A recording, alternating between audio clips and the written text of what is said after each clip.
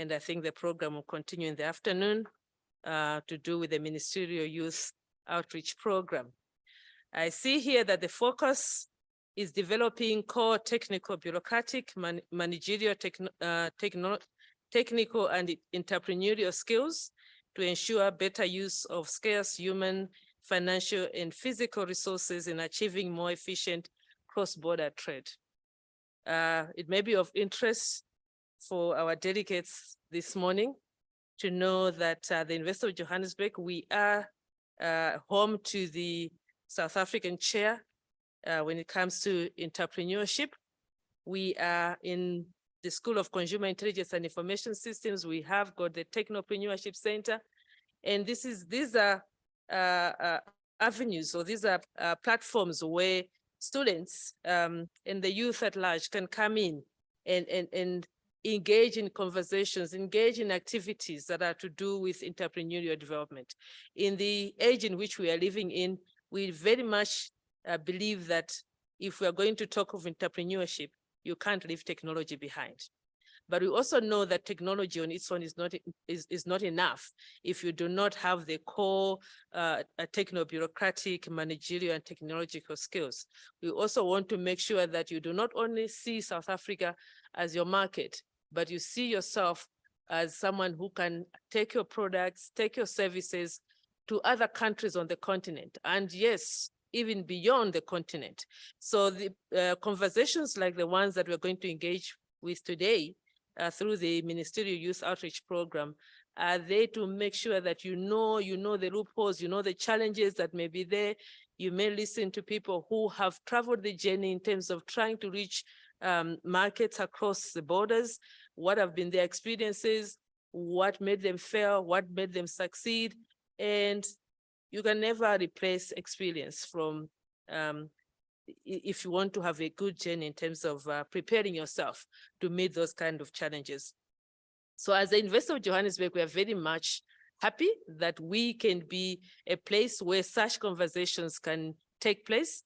And I know that we have got a partnership with the Department of Public Service and Administration that goes way back.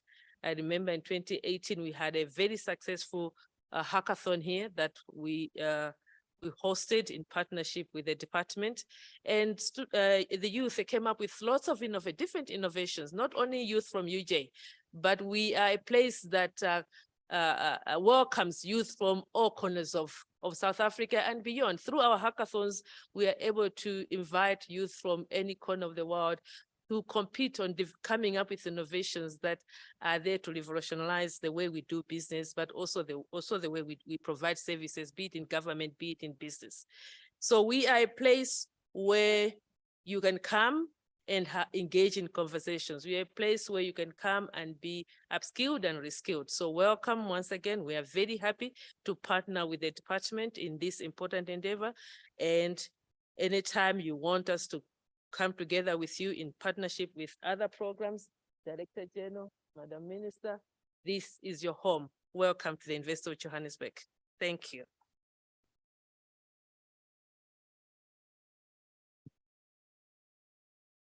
Can we give them, Prof. Mpinganjira, another round of applause, please? One thing about UJ is that we've been primarily a home of many government events. When government reaches out, the first higher institution they think of is UJ. So we are very privileged and to have the minister here today. But also, when reading the Secretariat report of the Africa Free Trade Agreement, is that it aims to create a single market of trade throughout all 54 member states. So UJ having an economic center, we have been leading this discussion. We'd like to strengthen it even further. So thank you, Prof. Mpinganjira. Now I would like to call the Deputy Director General of the Public Service Department, which is Mr. Kolile Vugela, who will give us an outline of the purpose of today.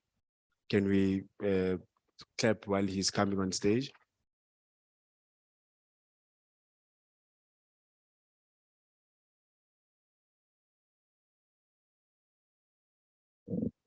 I'm a little bit tall. I have to adjust the mic. Thank you very much. Good morning. Good morning. Do we have youth in the auditorium? No. No. You know, where you find youth, you find vibrant, you find excitement. I'm still a youth myself, so I feel disappointed. So remember, I used to sit somewhere in kind of this auditorium. Good morning, Abari, Abshin, the Macharoni, Sanwunani, Pemore, Sava. Sava bien. Thank you very much. We are here today.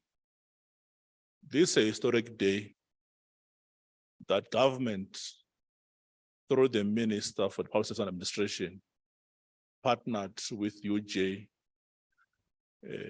This minister and Minister of DTIC felt a need that partner with you and talk to youth during the youth months on issues that affects Africa. The main discussion is the narrative indicated from the director here on the issue of Africa Free Trade Container Agreement that affects the cross-border. It cornered around the issue of skills, issue of resources, issue of financing.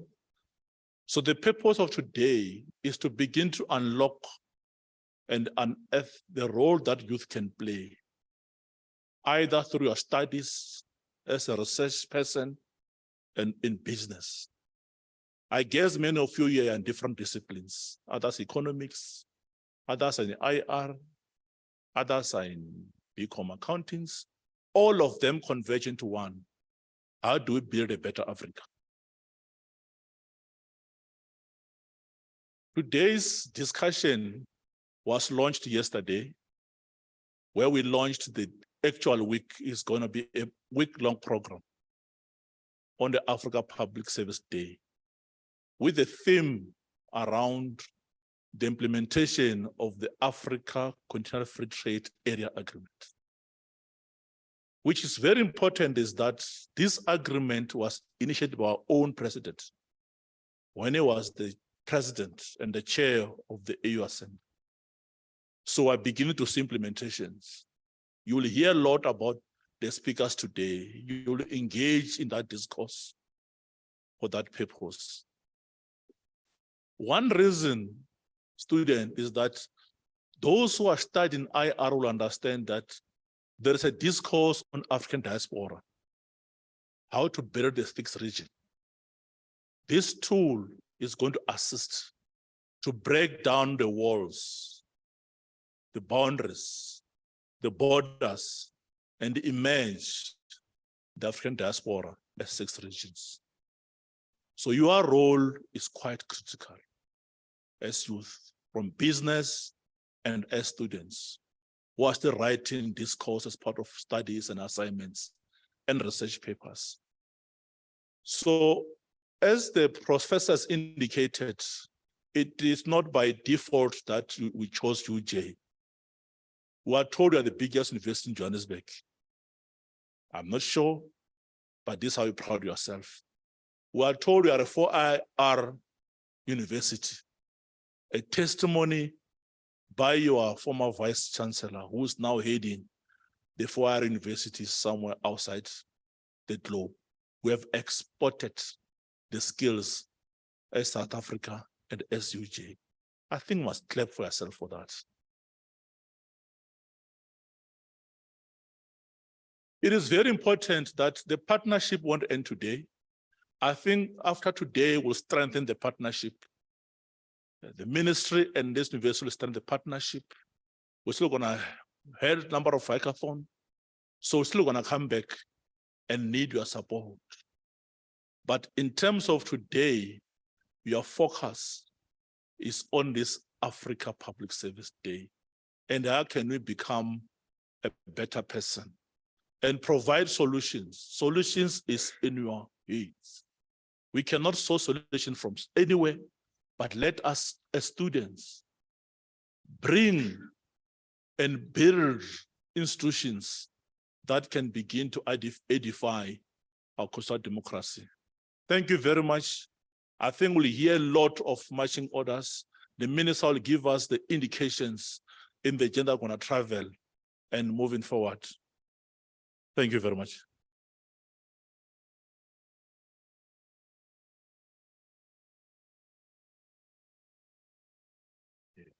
Thank you so much, DDG. We appreciate your input. Now we are going to call the minister on stage so that she can give her keynote address for today. Just a background on the minister: a child of Tanzania, a daughter of Tanzania, a unionist. But she's a technocrat in government. She's been in the legislature since 2009 in the Eastern Cape. Further, she went up the ranks. She became Minister of Public Works and serves in various ministries. So I can say she's very well conservant around issues of government. So she also holds a master's degree in public administration. So when she talks about government, it's something that she knows very well by academia and by experience. So without further ado, I'd like to call on the Minister of Public Service, Ms. Nopolo Kivit. Can you please rise as she comes to the podium? Thank you. Thank you. You may be seated. I understand. Sitting in an auditorium is not like sitting in a normal meeting room. Good morning to you all. Is it still morning? Oh, yes. I've been here for quite a number of hours waiting for people. Now, I'm not sure, I wasn't sure if it's still morning, but it looks like it still is. Let me appreciate Program Director, how you introduced me. I always fight with people who will read a long story as if it's an obituary. So at least it was clear that you are dealing with young people who doesn't want a lot of things, because uzoyithola kanjani? Uhlele koneni? Uzoyithola kanjani? Uhlele koneni? Oh, okay. We still have young people in the room. Let me appreciate and thank the Program Director and greetings to Umnimimzi, Professor Mpedi, the Vice Chancellor in absentia, but also appreciate Prof. Beranjira with how she has warmly welcomed us in the precinct. Other learned friends in the room, the leadership of the university that is with us, DG from the Department of Public Service and Administration, Ms. Yoliswa Makasi, the senior officials from various departments, our partners from the United Nations agencies, distinguished guests, ladies and gentlemen, Molweni, Botani, Goeiemorgen, good morning, Sanbonani, Dumelang. Okay. Greetings to you all, especially those who have graced us this morning as we launched the Public Service Week under the theme, the African Continental Free Trade Area will require a fit for purpose African public administration to succeed. That's our theme, and I wish to take this opportunity to thank the Department of DTCI, Trade, Competition and Industry, for yesterday, the support they gave us, especially Minister Patel, together with our Deputy Minister in the Department of Public Service and Administration, Dr. Pilani Majake, who hold the fort yesterday as I could not be here to launch officially the Public Service Week. This theme reinforces the similar event of the continental nature, the Continental Africa Public Service Day, which will be celebrated on the 23rd of June, which is this coming Friday. And I'm honored to be here as we commemorate the whole week. We meet today during the Youth Month, a month set aside in a country to celebrate our youth. During this month, we remember and salute the brave and courageous young people who were at the forefront of the struggle for liberation, especially as incidences occurred on June 16, 1976. These cadres did not flinch or turn back in the face of brutal and violent repressive apartheid regime, but were determined and willing to risk it all. They sacrificed their youth to ensure that we enjoy the fruits of freedom and democracy today. The ideals they lived and died for should serve as a source of great inspiration for all gathered here today. As we celebrate Youth Month, we must not forget what it means for our continent. Youth Month symbolizes the power and the potential of our young people to drive positive change and shape the Africa we want. As espoused in the Agenda 2063, we are reminded that the future of our continent rests in the hands of our youth, and their active participation and leadership are critical in realizing our shared vision for a prosperous, united, and empowered Africa. Ladies and gentlemen, it is also my pleasure to honor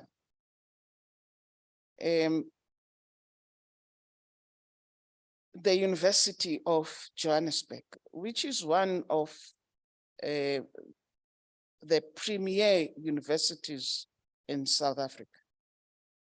UJ is recognized among the best universities in the world. The university is also known for its excellence in research, innovation, teaching, and learning.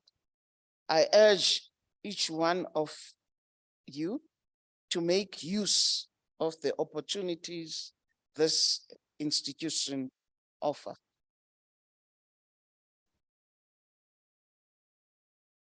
Ladies and gentlemen, let me also extend my gratitude to all the participants present here for their invaluable contributions in making this event a reality. Today marks a significant milestone as we come together to discuss and strategize for the implementation of the African Continental Free Trade Area, which has the potential to revolutionize our continent's economic landscape. The African Continental Free Trade Area presents us with an unprecedented opportunity to foster economic growth, boost trade, and create prosperity for the people of Africa. As we embark on this journey, it is imperative that our public service and our broader public administration plays a pivotal role in facilitating an enabling environment for investment and value-adding industries to maximize the benefits of the African continental free trade area. Ladies and gentlemen, allow me to announce that this program serves as a crucial foundation for the upcoming Africa Public Service Day event, which is scheduled for the 23rd in Zimbabwe at the Victoria Falls, under the theme, the African Continental Free Trade Area will require a fit-for-purpose African public administration to succeed. In South Africa, the week-long celebration was launched yesterday at the Birchwood Hotel in Ekurhuleni in partnership with the Minister Patel, as well as a number of public servants who participated therein. The whole event yesterday enabled the public service to understand the theme and the role the public administration needs to play to support the successful implementation of the trade agreement. The theme, as mentioned earlier, reinforces the African Union theme for 2023, which is acceleration of the African Continental Free Trade Area implementation. So we are all this time around about implementation. This event will therefore provide a platform for further discussions and actions on the advancement of the African Continental Free Trade Area. The essence of the Africa Public Service Day, ladies and gentlemen, lies in its recognition and celebration of the critical role played by the public service and broadly by our African public administration in driving sustainable development, promoting good governance, and improving the lives of citizens across the continent. It also speaks to one area very close to my heart in our constitution, what as enshrined in the preamble of the Constitution, which also affirms the democratic values of human dignity, equality, and freedom. Which clause I must quote, which talks to improve the quality of life of all citizens and free the potential of each person. This is a constitutional imperative. It's in the founding clauses of the Constitution. So it embeds that duty to citizenship, that duty to the public service, that duty to leadership, that duty to all, to say that we need in everything we do to work to improve the quality of life of all citizens and free the potential of each person. And therefore, the African Public Service Day serves as a platform for fostering dialogue, sharing best practices, and fostering collaboration among African nations to enhance public service delivery. It also provides an invaluable opportunity for public servants to reflect on their responsibilities, to exchange ideas, and to explore innovative solutions to address the challenges facing our communities. The celebrations embody the spirit of unity, cooperation, and a shared commitment towards building efficient, accountable, and citizen-centric public administration that can effectively support the implementation of transformative agendas such as the African Continental Free Trade Area. By embracing the essence of the African Public Service Day, we pave the way for a brighter future where the public service becomes a catalyst for sustainable development and the achievement of the Africa we want. Lastly, but not least, it should be highlighted that the Africa Public Service Day is also one of the key events that foster the actualization of the African Charter on values and principles of the public service and administration, which imposes obligations on the state parties to report on progress made in the implementation of the Charter.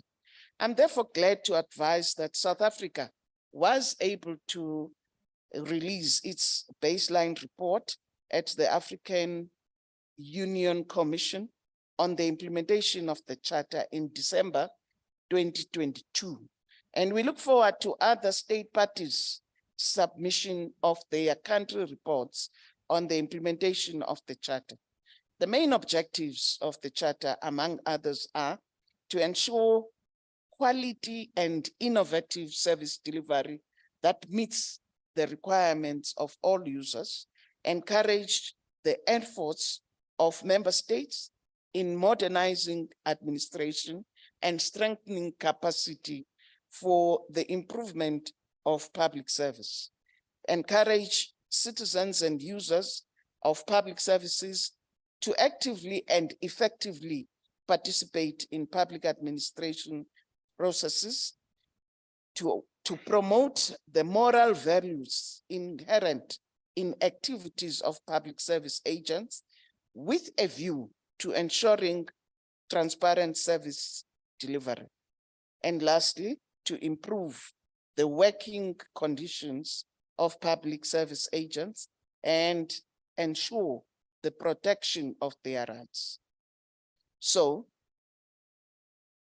it is my honor and privilege to wish to extend a warm invitation to all participants and stakeholders to join us in Victoria Falls, where we can collectively explore strategies and initiatives to accelerate the implementation of this historic trade agreement. Your presence and contributions here today will be invaluable in shaping the future of Africa's economic landscape. May this dialogue be a stepping stone towards the realization of our collective dreams for a thriving Africa. Let us harness the energy and enthusiasm of our young generation as we work towards a brighter and more inclusive future for all Africans. Shall I therefore wish all participants the best for today and days to come until Friday, but also invite all of us to engage and share those good ideas that will help move our countries in the continent forward. That being said, shall I thank the program director for the opportunity and thank the participants for listening and becoming active participants through their presence, and wish all deliberations to be the best that can help us move forward. Zoyithola kanjani? Kuhlele konini? Thank you, Program Director.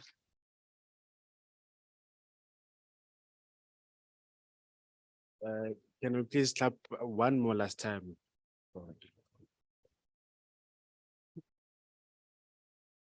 Thank you so much, Minister, for the in-depth keynote address. So now we are going to move to the second segment of our program. So this is the part of the program where our speakers are going to have to give their own inputs and related to the Africa Free Trade Continental Agreement. So after that, because we don't want to have speeches and then the officials leave, we will have a question and answer session. So I would really suggest that when the speakers are presenting, we just take notes, and then when the question and answer session, then we can be able to, to engage them. So the topic is the enterprise development market access. We will start with the up group and Mrs. Mbali Mbilwi, who will be reflecting on the challenges youth face in business and the development strategy to eradicate unemployment. Ms. Mbali, can you please ascend to the podium? Can you clap while she's coming?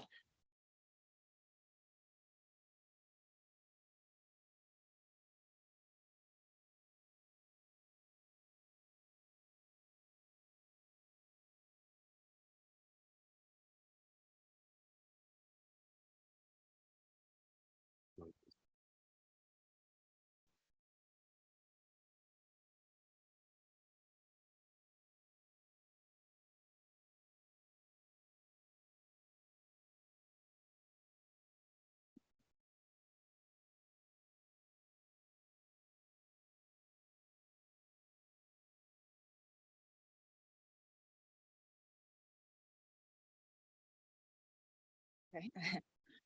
Good morning, ladies and gentlemen. I'm trying to share my screen and it is showing now. Okay, that's great. Okay. So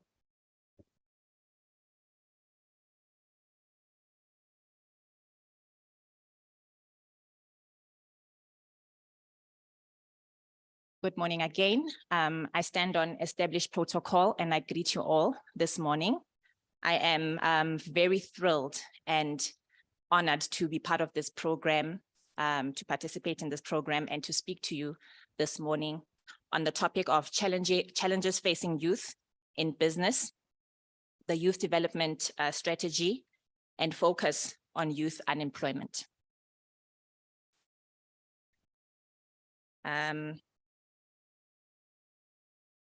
That's the overview of my presentation. And I would just like to start with an introduction of myself and also of Spring Up Group, my company. I am Mbali Mbili, and I work for Spring Up Group as the founder and CEO. What we do at Spring Up Group is that we provide SMME mentorship and advisory services, focusing on businesses that are based in townships and also in rural areas. Our work involves outreach programs. It also involves ESD program design and facilitation or training. And then we also do business model evaluation for small businesses, market research, industry analysis, and provide restructuring recommendations for SMMEs. We work with a team of expert advisors who are skilled in different areas of business operations, namely legal, sales and marketing, finance, technical skills in different industries, research and development. The work that we do, whether through community outreach, training, research, or business evaluation, we interact with a lot of SMMEs and other business stakeholders. And from that, we get to understand a lot of the challenges that the youth-owned businesses face in different stages of their businesses, whether they are startup or whether they are more established already and they're trying to scale or grow their businesses. And I'll be talking about some of these challenges that we pick up on and those that I strongly believe are able to be solved.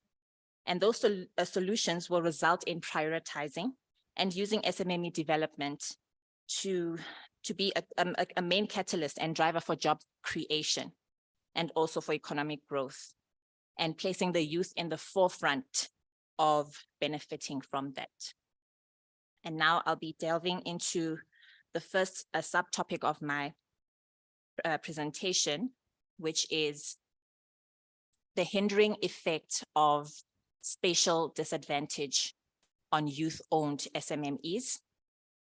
The problem with that we've picked up in this sub-theme is that businesses that are located in spatially disadvantaged communities, they tend to face more challenges with starting or venturing into entrepreneurship as a means to reduce their unemployment. That those businesses also tend to face exacerbated disadvantage because of the socioeconomic factors that exist in their communities. There's a need for small businesses, for small business development support to spread further and to be implemented more aggressively in these communities. And how we would define spatial disadvantaged communities is that they are located in communities that are characterized by long-term socioeconomic disparities that have led to concentrated unemployment and low participation in the mainstream economy, and shortfalls in the availability of resources such as transport, education, connectivity, and other public services. Township and rural economies. As I've mentioned, that is an area of focus for the work that we do. And there we find what we know as the informal sector. I believe that the informal sector is very key in the context of the South African economy because it accounts for 10% of total employment in the country. It's a critical source of employment for those that don't have skills and don't have opportunities in the mainstream economy. This informal sector is able to meet the primary needs of township and rural communities. And it also fosters cultures of resilience and social cohesion among community members.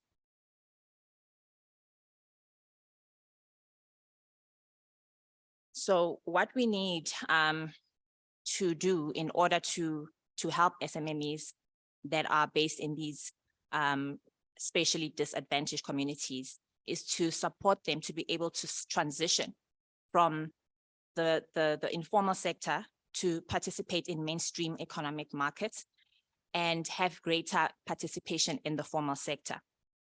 We need to see more township and rural-based SMMEs serving markets that are outside of their immediate communities. We need to enable them to be more innovative. We need to make sure that they realize their ambitions that they have in growing as business owners and entrepreneurs. We need to make sure that we see more SMMEs in rural and township economies participating in big industries and industries that have high turnover, industries such as manufacturing, be it mining, agriculture, and so forth. And businesses, small SMMEs need to be developed in order to be able to employ more people. So on average, an SMME, or most SMMEs, are able to employ anything between 1 and 4 people at most. And what we would ideally like to see is a situation where they're able to grow and scale and can employ anything from 50, 100, even 200 people, because then we would begin to see the link between more businesses forming and a decline in unemployment rates.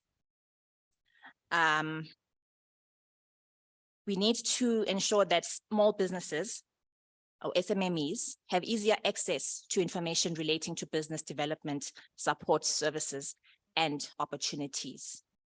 What I mean by that is that in township and rural economies, it would be great if we would see these services or this information being taken to people, because they often don't know where to find information. I see that a lot in the work that we do with outreach, that there is definitely a gap in terms of access to information, and it helps when we take information to people because it cuts down on costs that they would otherwise have to cover themselves to go out and find such information. And We also need to see a complete overhaul of low entrepreneurial culture in spatially disadvantaged communities. There are many people who are hustling in these communities. They are really doing great. They have great ambitions, but we need to see more of that. And in order to see that, they need to see more successful stories so that they can also see that there's hope for them, for those who are aspiring to become business owners themselves. So then we would begin to see a link, like I said, a link between small business creation and also a decline in the unemployment rate. Post-COVID, the post-COVID economy showed us that showed a lot of people that they can start businesses in order to be able to sustain their livelihoods, because the number of small businesses rose to 710 in 2022, of which it was previously 680 in 2019 before the pandemic. However, unemployment rate continued to increase and is now sitting on 42.1%. So there is a disconnect there, because what is happening possibly is that the influx of new entrants in the job market is growing faster than the creation of jobs, especially that the jobs that come through SMMEs. And now I'd like to move on to the next subtopic, which is steering youth-owned SMMEs towards greater access to markets. Problem statement there is that small businesses often cite limitations to market access as one of the main challenges they face. Market limitations are caused by factors such as lack of product development, lack of brand exposure, visibility, marketing budgets, and not being able to appropriately price their goods and services. Support to SMMEs should ensure that they can access expanded local as well as export markets, depending on their aspirations and requirements, and that more SMMEs need to be included in export markets across all industries. The bulk of South African exports are concentrated in few mega firms who ship products to countries around the world, and approximately 1,000 companies are generating 93% of all of our country's exports. Only 1,000. So the needed solutions are that we need to support SMMEs with research and development to improve product development quality, and help them improve their pricing strategies so that they can appeal to high value customers and compete with other notable players in their respective industries. Financing costs of showcase at various trade missions. I know that the DTIC and other public entities have effective programs that help many SMMEs in this regard. Greater awareness building about the availability of programs, greater education on requirements to be eligible and comply with regulations to export goods.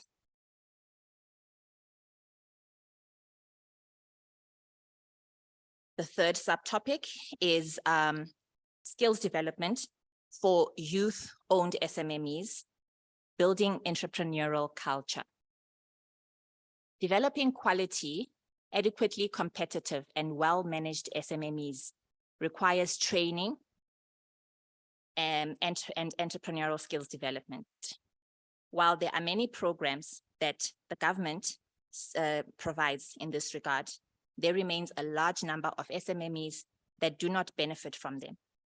This can be due to different reasons, such as lack of information on how to access training and lack of entrepreneurial training in the formal education sector. These are factors that are necessary to build entrepreneurial culture amongst the youth. The youth need to be taught at all levels of education, primary school, high school, as well as tertiary or higher education, that entrepreneurship is a viable option to achieve economic self-sufficiency. The education system is not adequately training the youth for entrepreneurship. It is training them for the dwindling job markets that may be completely obsolete by the time they leave the school, by the time they leave school. Technical skills that can help the youth venture into specialized industries should be emphasized. How could we build strong entrepreneurial culture amongst youth? For existing SMMEs or youth who aspire to start businesses, the public sector should widely encourage training and support access to advisory and consultancy services. And this should be done on a perpetual basis. We should see more of it happening and more people being impacted positively. The public sector or the government should hold business advisory service providers into strict standards of accountability for the SMMEs that they train. There are many programs that have been run. There are many practitioners who are providing training programs. However, most of them just provide the training and don't take accountability for the growth of those SMMEs once that has been done. And that needs to be held to strict standards to say, are you following up? Are you providing continuous monitoring and evaluation of the growth of these SMMEs? Business training does not need to be lengthy and tedious, but should be continuous, constantly monitoring and evaluating the business growth. So at Spring Up Group, we used to run training programs that were about 3 to 6 months long. And we realized that that was too lengthy. It was taking time away from entrepreneurs, the time that they should be using to actually run their businesses. We realized that the skills that they need the entrepreneurial skills that they need to be given can be imparted in 2 to 5 days, depending on where they are with their business. So we transitioned to providing more boot camp style training, entrepreneurial training programs that don't take too much time away from the entrepreneur. And so a lot of our work then falls in the pre and post stages of the business development program. Pre-stage, when we do research and evaluation within the company to evaluate the operating models, and also post, where we then have continuous monitoring and evaluation, as I mentioned before. So then we stay with the entrepreneur, we stay the course with them, we become partners with them, we truly take time to understand their businesses and to make sure that they are actually growing and that that our programs are fruitful for them. For aspirant entrepreneurs, mindset shaping needs to happen. Mindset shaping needs to happen at all levels of education, as mentioned before. And research shows that university graduates are more likely to start businesses than youth with matriculation or less, right? So we know that not all young people are going to make it to university. Some are not, right? So we need to be able to have that on all levels so that no one is left out. And the youth truly could harness the best and only tool that can reduce unemployment for them. We know that we've seen in countries like Japan, they do it very, very, very well. SMMEs comprise 99.7% of all companies in the country, and they have an unemployment rate of 2.5%, 99.7% small businesses. It shows that SMMEs can indeed be a backbone of a country's economy, and that's possible as well in South Africa. We can change and leave the thing where in South Africa, our youth are falling behind compared to their counterparts in other African countries, such as Uganda, Malawi, and Ghana. The last subtopic that I will touch on is that of capital finance for SMMEs. Access to funding still remains one of the leading challenges for small businesses. SMMEs need continuous cash flow in order for them to survive, for survival of their businesses. A lot of progress has been made to improve this from where we were 10 years ago. Government development agencies have done a lot in that regard, but more is still needed to improve funding methods for SMMEs. The public sector can further support private capital raising for SMMEs by reducing the risk and cost of private equity finance encouraging the development of the private capital industry. This will unlock new possibilities for SMME growth and development through funding. And also access to information on how to access public and private equity amongst funding needs to be freely and readily available to all SMMEs. Ladies and gentlemen, I've touched on all of my talking points.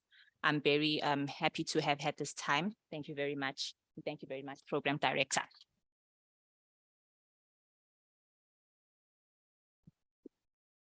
Thank you so much, Ms. Mbilwi. Appreciate your reflection. I would like to request, before I move on further, I would like to request all our panelists and our speakers for this segment of the discussion to please come on stage. That would be Ms. Malunga and the representative from SIFA, Ms. Muyepi and Mrs. Ladla. So please come on stage so that we move accordingly with time. Okay. The second speaker that we have is Ms. Malunga. Okay. Okay. The second speaker will be, unfortunately, I'm hearing that Ms. Malunga couldn't make it due to some pressing commitments, but in her place, she will be replaced by Mr. Letswalo from the Department of Trade and Industry, and they will be reflecting on the Export Marketing Incentives Scheme, the EMIA. So Mr. Letswalo, you can please come to the podium. Thank you.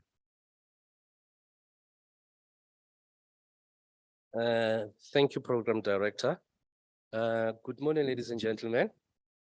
All protocol observed. My name is Samuel Letswalo. I'm from Department of Trade, Investment and Competition from the division called Exports. We manage one of the DTIC incentives that is called EMIA. So I'll be sharing with you what the incentive is all about and what are we trying to achieve with the incentive.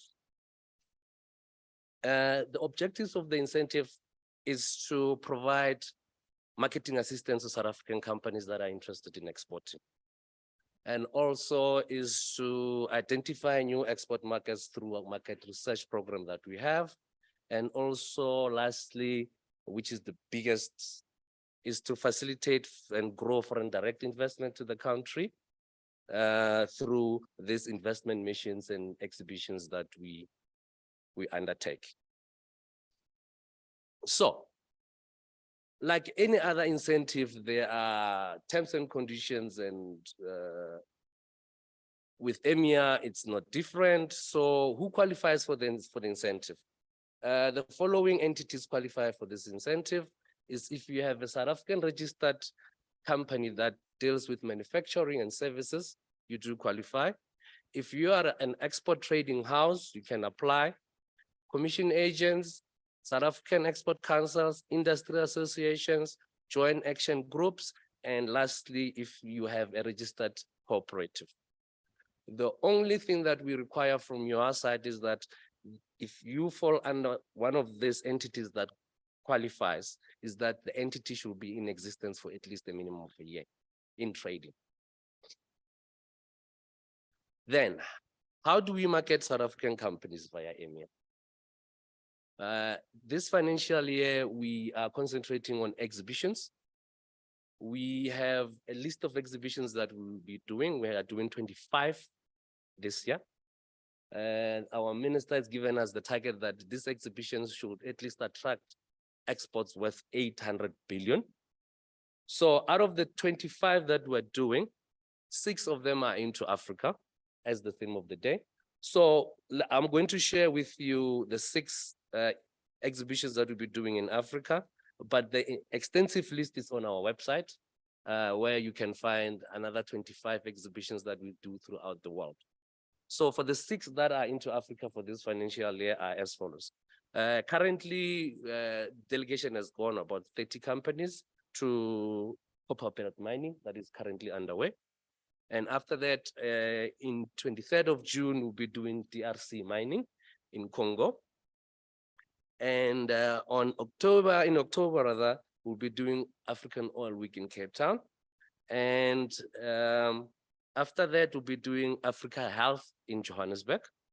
And the big one that is in Egypt, Cairo, it's on the 9th of November, which is Intra-Africa Trade Fair.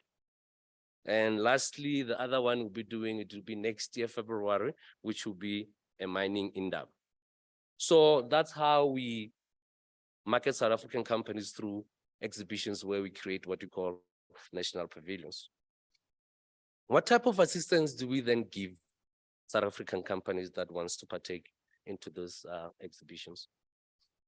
We will cover, in terms of financial assistance, we'll cover your international travel cost, meaning that we'll pay your air ticket to and fro the event. We will cover your hotel accommodation for the entire event. If the event is, for instance, it's 5 days or 4 or 6 days, we'll pay your hotel accommodation for those duration and also a setup date that you'll be there. We'll also cover all the exhibition costs that are related to that, from renting the space to construction of your stand to branding of the stand and everything that is related to the exhibitions. We will cover 100% of the cost for that. And lastly, because it's an exhibition, you need to take your samples. So we will appoint a freight forwarder and a clearing service for you so that we can take that administration out of your hands. So we'll appoint a freight forwarder and a clearing service to come and collect your samples, clear them wherever we're going. And then when you get to the event, they will be there. And when the event finishes, they will also bring them back to South Africa.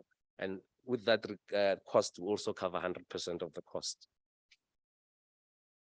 So the question is, if you are interested in partaking in one of our international exhibitions that we do, what type of documentations are we looking from your side as a company? First, your company has to be registered, trading for at least a year. You also have to have a color brochure of the products that you'll be exhibiting. We're also looking for the digital images of those products that will be exhibiting there so that we can create some sort of branding for you of your stand when you are at the exhibition. We'll also want you to have a copy of audited financial statements of your company just to see if your company is running, and or a letter from an accounting officer if you don't have an auditor. Another documentation that is required is that we will also need a copy of what you call an export registration certificate. Export registration certificate, you acquire it through SARS Customs. It's free. And the emphasis on this is that 80% of the events that we do, or we go to, we call them non-selling events, meaning that you can't sell your samples there. So when the event concludes, you need to bring your samples back. So if you're going to apply for an export registration certificate, please make sure that you apply for both exports and import so that you can be able to take your samples out and also be able to return them back. Valid SARS compliance PIN, we are dealing with government funds. So in this instance, if your tax affairs are not in order, unfortunately, you won't be able to access this funding. And lastly, a BEE certificate. So sectors that are targeted. Remember on the 25 exhibitions that we are doing this year, that we have to attract 800 billion in exports to South Africa. We cover almost all sectors across. We have almost 18 sectors here, from aerospace, rail and marine, agro-processing, including furniture, built environment professionals, that means consulting, civil engineering and architects. We do chemicals, pharmaceuticals, plastic fabrication, business process outsourcing, capital equipment and allied services, automotives, clothing, textile, footwear, and all other products. Creative industries, we also do film, television, music, and craft. And electrotechnical industries, electronics and electrical engineering. We also do metal fabrication, paper and pulp, and jewelry. So those are the sectors that we are targeting in this financial year that we think that can attract 800 billion of exports to the country. Then how does one apply for this? You simply go to the DTIC website. On the DTIC website, you go to the incentive side, and then you choose EMEA. Under EMEA, what is going to pop out there is the guidelines of the scheme, how it works, and the calendar, which is important because the calendar has closing dates. You'll see later on in my presentation, I'll tell you why you need to apply earlier than the usual time. So you will find the calendar and the application form. So everything that you need to apply for this incentive, it's on our website, and you can do it electronically also from the website. You don't need to bring us hard copies. What is important is that when you go and look at our calendar, please look at the opening date and the closing date, because of the logistical arrangements that goes with international exhibitions, we need at least 5 months from our side to conclude the whole logistical arrangement. So meaning that we are now in June. So events that are happening in July, August, September, October, unfortunately, they're out of bounds because the process is already done. So if you are interested, you should look at the events that will be happening from November going forward until next year, March. And another thing that I want to share with you lastly is the conditions of the scheme. We only have one major condition, is that out of the 25 that we are presenting to South African companies, each company is firstly allowed, if you get an approval, you're allowed to take one delegation to the event, and that delegate should have the authority to make deals. That's the first condition. And the second condition is that you are allowed to partake in the 6 events that are on the calendar in a year. And I think I've come to the end of my presentation. Thank you so much, ladies and gentlemen.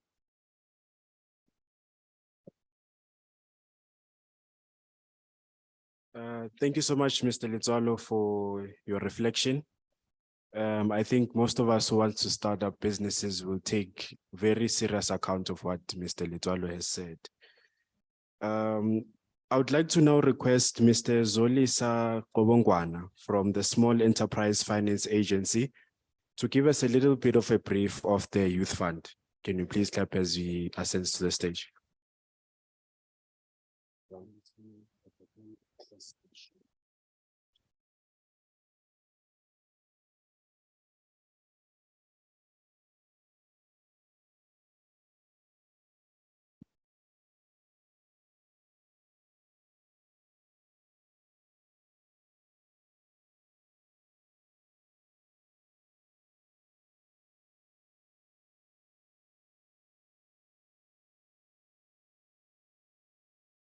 Good morning, ladies and gentlemen. Greetings to the minister and the officials in attendance. As they will say, all protocols observed.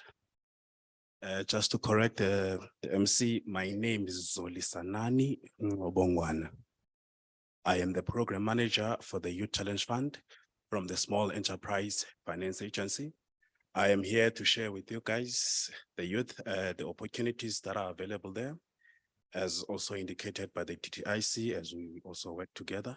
I'm just waiting for the technical team to sort out my share buttons so that I can share my presentation.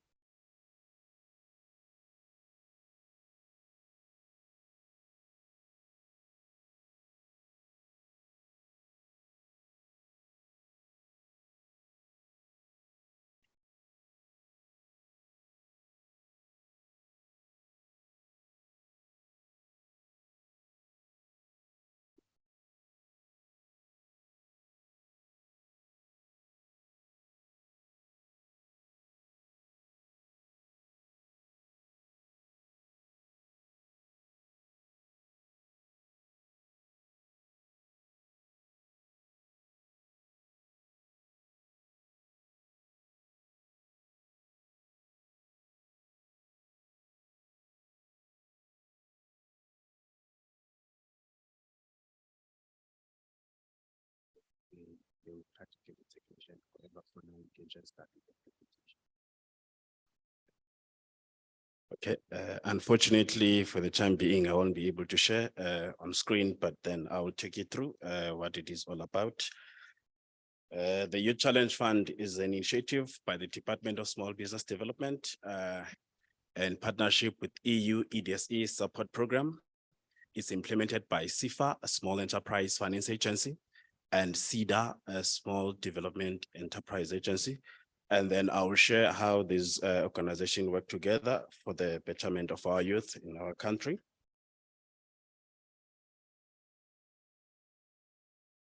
The primary aim of this product is to support youth startups and those that are wanting to upscale their businesses, to also support the promising young entrepreneurs to help and scale up their businesses, to increase capacity, to economic opportunities, enhance competitiveness of youth-owned businesses. Access to finance is one of the struggles for the youth-owned businesses, and also to improve the survival rate of these businesses, and also to contribute to the economy through employment creation, poverty alleviation, and also reduced inequality. And also to bridge the funding gap, as there are few instruments, funding instruments that are available out there for youth-owned businesses. And also we aim to promote technology and innovation, also capacitate youth-owned businesses for them to acquire digital skills, address the difficulty to access finance, and also to help them to adjust their businesses through technical support that is available at SIDA, and also improve viability and competitiveness of registered youth-owned businesses. There is a belief out there that youth-owned businesses tend to look for grants, but we are saying, guys, there is another opportunity for you to upscale their business.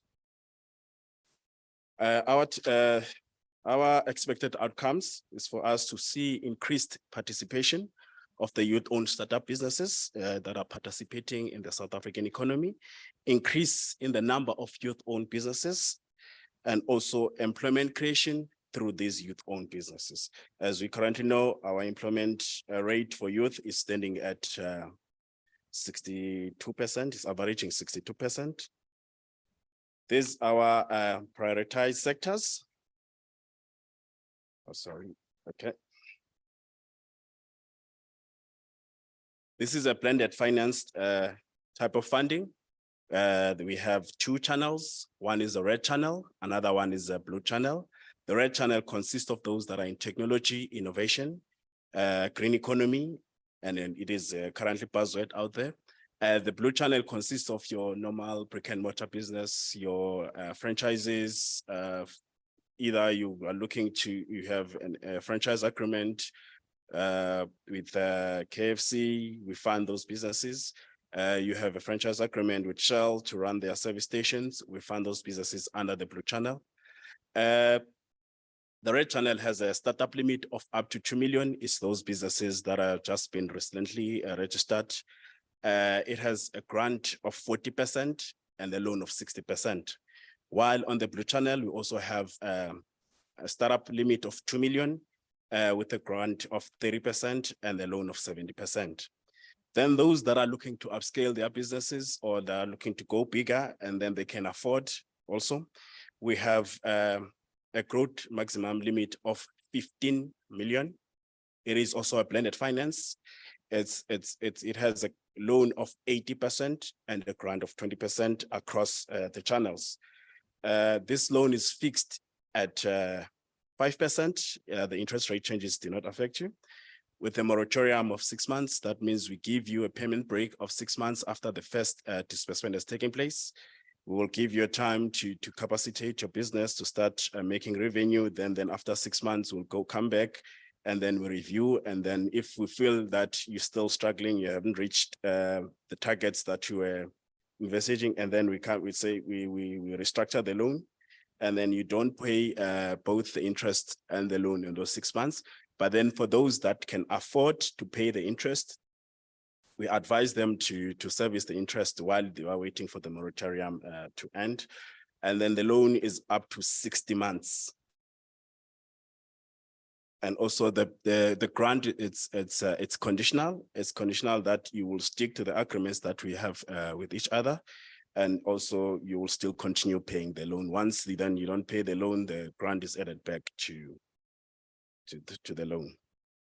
And then these are our targeted sectors: information and technology, the retail sector that includes franchising, agro-processing and agro-businesses, as those that what you call cash crops, and also those that have an offtake agreement with retailers that says you will make your produce, and then after that you will sell it to us, and then we fund those.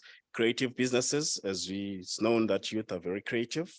Health and wellness, including infection prevention, hygiene and related businesses, light manufacturing of all products, energy, renewables and recycling, those will fall under the green economy. And also this is how the funding is approached. For those that are on the red channel, we fund innovative digital products or services that demonstrate competitive advantage. You must have market traction and have a potential to scale. That means that we fund businesses that are at the commercial stage with the potential of spin-offs. It is the same approach on the red channel, on the blue channel.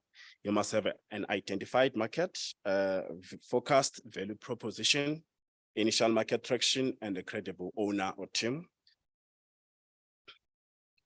Also, the fund has a non-financial support also. One is for pre-investment that is done through SEDA, a Small Enterprise Development Agency, where they assist you with access to markets. They take you through training and then teach you ways on how to approach potential customers. And then you will go out there and look for the customers yourself, as you have been embedded with knowledge. And then also they will assist those that have a business plan, but then they are not it's not yet satisfactory. They will come in and assist with market research and all the other stuff, including financial forecastings. While at CIFA, we have, after you have been funded, we allocate a mentor to you, be it a business mentor, be it a financial mentor, or in some instances, these mentors will then be allocated to you depending on the needs of your business. Because some people will be good at running the business, but then the financial side of things, they're not that good. Then the mentor will come in and assist on those ones. Then also we will have a post-investment monitor that will monitor you on behalf of CIFA up until the loan is fully repaid. Qualifying criteria: you must be between the ages of 18 to 35, registered at CIPC and also registered at SARS, be 100% South African owned, and also the owner or one of the people that have applied or part of the directorship must be involved in the day-to-day runnings of the business. And also you must be prepared to participate in business development support, both at pre and post investment. Your business must be commercially viable, sustainable, and you must have a feasible business idea. These are the products that we fund under the Youth Challenge Fund. One of them is asset finance through an installment sale agreement. This is when it's quite similar to the bank where we purchase an asset for you, and then it belongs to CIFA up until it's fully paid. Once it's paid, then it's transferred to you, back to you. What we fund as under asset finance, it's delivery vehicles or any vehicle that is used for the generation of revenue. For those that are in the logistics, we do buy trucks and trailers for you. And also we buy machinery for those that are manufacturers, and also buy any other equipment that might be needed for your business. This for vehicles and all of these assets, we enforce, I'm sorry to use that word, that the vehicle or the equipment must be insured.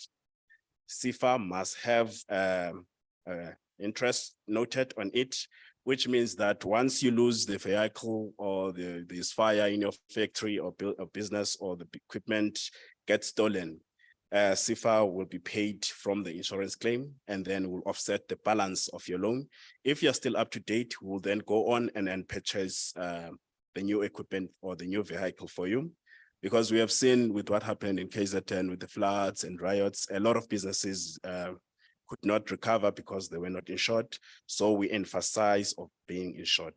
In an instance of a vehicle and also trucks, we emphasize on what you call, on a tracker. It must be fitted with a tracker so that when the theft happened, we'll be able to recover it. And also the insurance can also be able to pay the monies. As I indicated, this asset belongs to SIFA up until it's fully paid. Once it's fully paid for vehicles, we will transfer the ownership to you at the traffic department. For the machinery, we'll also do the same with you. And also we fund through a term loan. This is where then you cannot, the asset that you want to purchase cannot form part of the installment sale agreement. In an instance, a laptop, which you feel like it's a small amount, let's say a laptop for 10,000, it will be costly for us then to fund it under installment sale. Then we'll be able to purchase that for you. And also for salaries, that is one of the most important costs in the business, salaries, rental and stock. With stock also we pay directly to the supplier. We do not pay any monies over to you for stock. The only money we pay to you is for salaries, as we cannot pay your employees on your behalf. Yes, we also do acquisitions. If there's a business out there that is being sold, we do acquire business on your behalf, but the business must show some positivity, or must show a potential to make revenue, or it must be revenue making businesses, as we do not acquire loss making businesses. This financing is done through the cash flow projections that you supply to us. And then also it is used to determine the tenure of the term loan. As much as it's a 60 months term loan, it can be reduced. There are those businesses that are generating revenues at a fast pace. So we are open to reduce it maybe to 36 months. These are the common pitfalls that we find in the applications. Incomplete documents, always make sure when you are applying for funding anywhere else, be it at us or the bank, your documents must be complete, as that will make your application be rejected at the initial stage. If you are supplying an identity document, make sure it's clear, or any other document is clear. Our applications are through an online process. Please make sure that when you are required to attach a document, you attach the correct document. Don't go on a fishing expedition where you just supply a document for the sake of it so that your application can go through. That will get your application rejected. As you can see, MC is behind me, but I'm wrapping up. These are SIFA eligibility criteria. You must be a natural person, as defined by the Triple B Act number 53 of 2003. Juristic person means that a legally constituted company, be it a PTY, an LTD, also cooperatives, we find co-ops and CCs, be operating in South African borders. The controlling stake must be held by a South African citizen with a South African ID. Your staff complement must consist of at least 95% of South African citizen with a South African identity document throughout the duration of the loan. As I indicated, one of the business or shareholders should be operationally involved in the business, have an ability to generate a level of development impact as stated as in the SIFA corporate plan, be sustainable, commercial, viable with a reference to loan repairability. Risk taking is welcomed through own financial contribution, equity, personal suretyship. This to us says that you back your business, you have invested in your business, now you're looking to upscale. It is easier for any funder to come through and fund you. These are our exclusions, speculative real estate for those that buy a house, renovate it with an intention to sell it. We do not fund those. But in an instance where you want to buy a residential accommodation for students, you have a contract to NFSAS that will say you will service us, then we fund those businesses. People under debt review, in rehabilitate insolvents, business going under business rescue and liquidation, we don't fund. Arms, ammunition, and related transaction, we do not fund.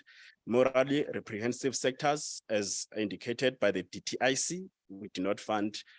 But in an instance where you own a restaurant, you own a chisanyama, and then your revenue generation of alcohol must be less than 20%. Labor broking activities, businesses that transgress tax, accounting, regulatory requirements, and environmental legislation, individuals and entities listed under CIFA ITC as delinquents. We do not also acquire loss-making businesses. Unfortunately, I could not post my slide. I was going to give you the contact details on how you can go on and apply. But then we are available on Twitter, at the Real CIFA, Facebook, Small Enterprise Finance Agency, and also Instagram, the Small Enterprise Finance Agency. For those that want more information or to start with the application process, you can go at www.sifa, that is sefa.org.za. There on top of the website, there is a green, an orange button where you tap and then you start with the application process, where you'll be required to register on the portal. We'll get to know you as a person and then get to know the business. You will choose the funding that you are looking for, and then you will be required to submit certain documents. And then after that, then you'll be generating an application number, which you'll be used as a reference when interacting with CIFA up until the process is fully complete. And also, if you're not happy with us, guys, you can send a complaint at complaints@sifa.org. If you're struggling with the application portal, you can also send an email and a screenshot or a description of your struggle to helpline@sifa.org.za. Ladies and gentlemen, thank you for your time.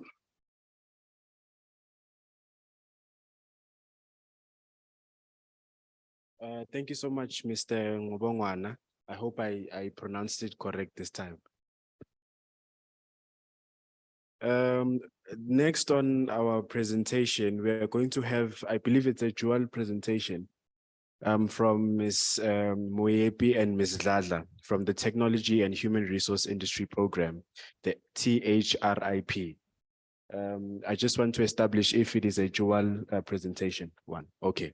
I would request Ms. Malebu Moyepi to please ascend to the stage, to the podium.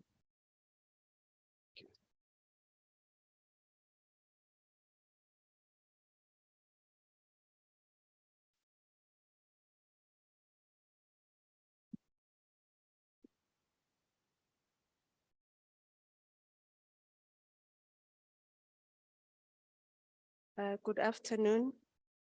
Thank you, Program Director. I would like to take this opportunity to say thanks to the Minister, Deputy Minister, and the DDG for DPSA and all guests who are in the symposium. Thank you. I'm Lindiwe Dladla from the Department of Trade and Industry. Under TRIP. TRIP stands for Technology and Human Resource for Industry program. It is one of the incentives that is within the DTIC, which aims to respond to the shortage of high-level technical skills for the industry and to improve the competitiveness of South Africa's industry through the development of advanced technologies and highly skilled people. It also aims to leverage collaborative partnership between government, industry through research and development of technology solutions in the field of science, engineering, and technology on a cost-sharing basis. The objective of the program is to improve knowledge exchange, technology transfer through increased interaction and mobility amongst researchers in high education institution, and science and technology and engineering institution, as well as technological personnel in the industry.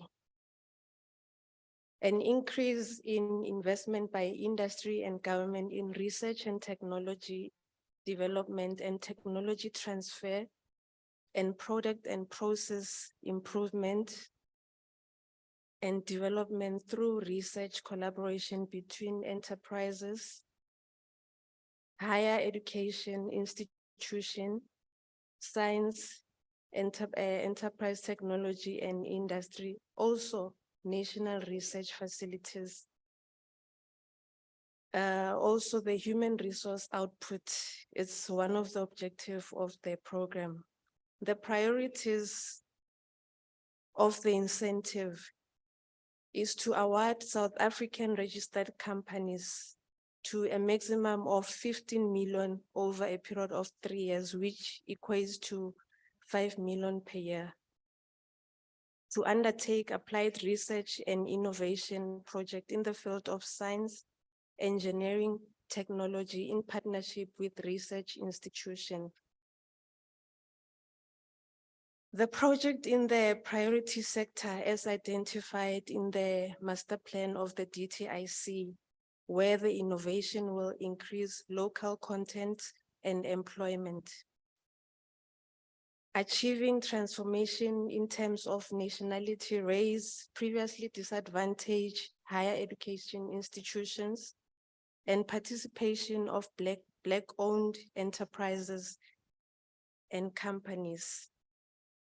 The mandatory conditions are the applicant must be a registered legal entity in South Africa in terms of the following legal legislation: the Companies Act, Close Corporation Act, the Cooperative Act, as well as the non-profit organization.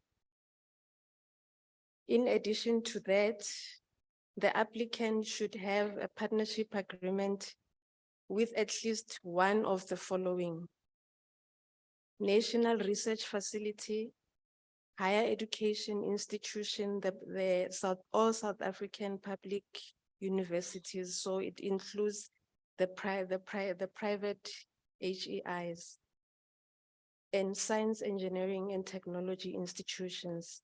The duration of the partnership agreement should be over 3 years. And if the applicant partners with a national research facility, it needs to arrange for student bursaries and must be clearly stated in the partnership agreement. The bursaries, it's 100% funded by the program, which is the TRIP.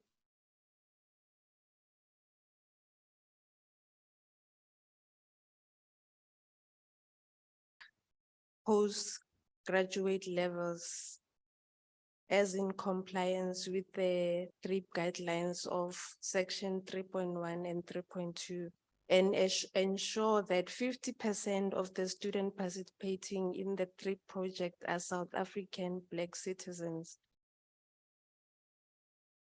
The research leader must possess the appropriate postgraduate qualifications so that they can be able to supervise the the students. It is imperative to maintain the configuration and the number of students approved in terms of the level of study throughout the 3 years.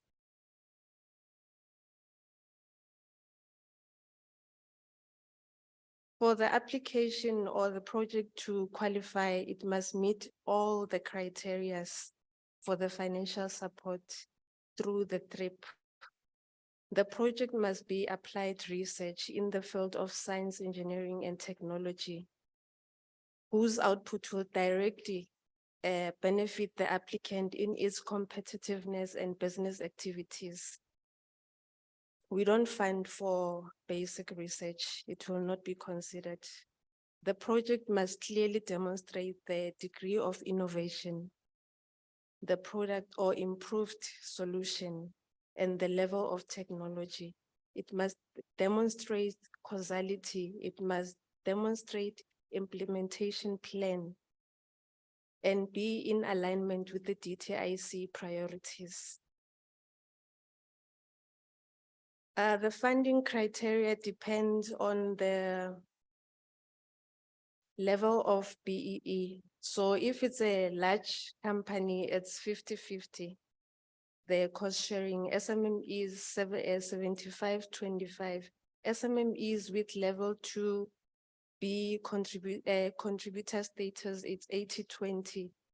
Level 1, it's 90-10. And if the applicant partners with a previously disadvantaged Black university, it's 90-10. So if the three project includes an average of 60% or more Black South African women, youth, or students with disability over the duration of the project, a 6,000 per month per student actively involved is dispersed over and above the student bursaries. The amount must be used towards the activities focused on the technology, prototyping and industrialization into commercially viable innovation. The qualifying costs is remuneration of the research leader and the assistant, salaries of research and development personnel. Bursaries are 100% supported from 4th year to PhD. The graduate are also supported at a cost sharing percentage per month, and stipend are based on the level of education from national diploma to PhD. The machinery and equipment, which will require a management plan if the cost is above 500,000, and local travel for 30,000 per annum. The others, vet, rental, journals are excluded, they are non-qualified.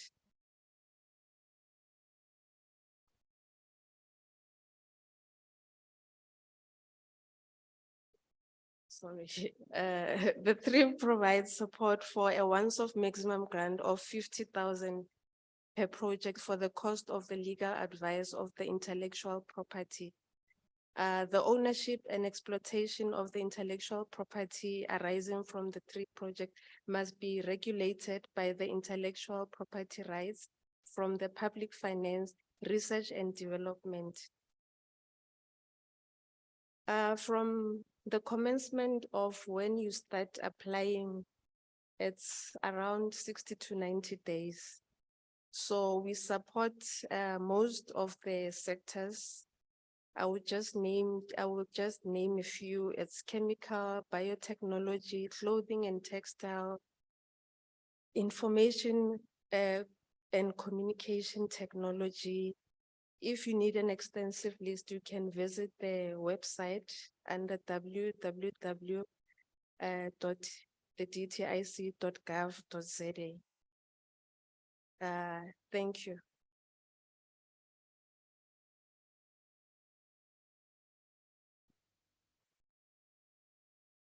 Thank you so much, Ms. Dladla. I'm sorry but due to the interest of time, I'm requested that we move on with all the presentations, and then we'll have the question and answer session later.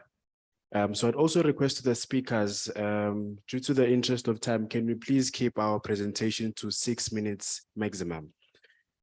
So I would like to request Ms. Malebo Moepi from the THRIP to please give her, okay.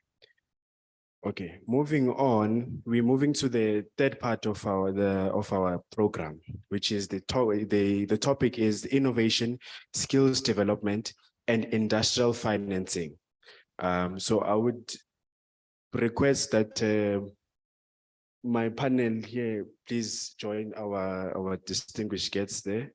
And then the second round of speakers, please come to the stage.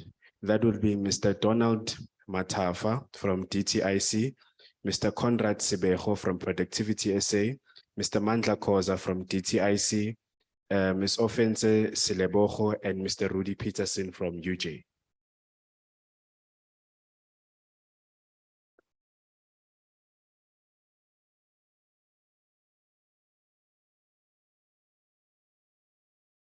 Okay.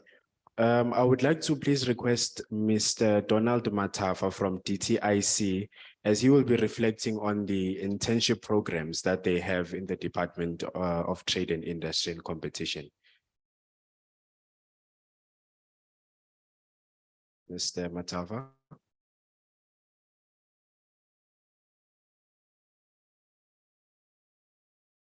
Okay, next.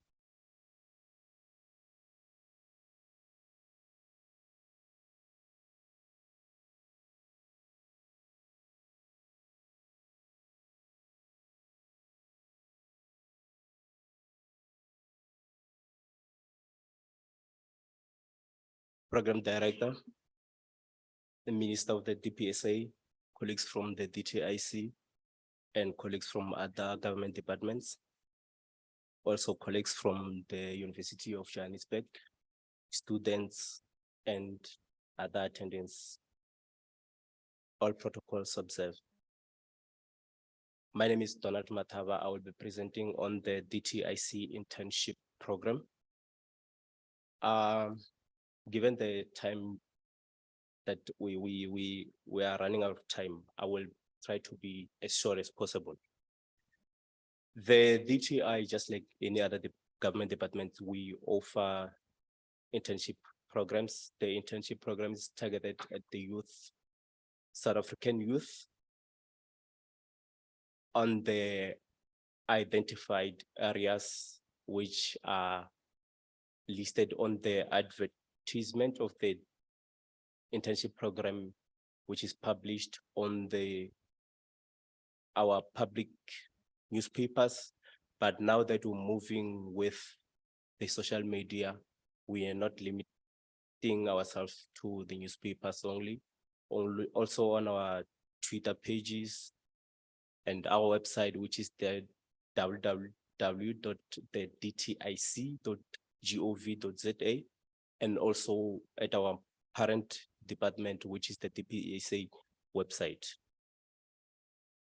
The study fields that we cover, mostly not limited to on our advertisement, is for graduates that have studied economics, econometrics, marketing, communication, finance, auditing, public management or public administration, LLB, HRM or D, statistics, and any other field, since we cannot cover.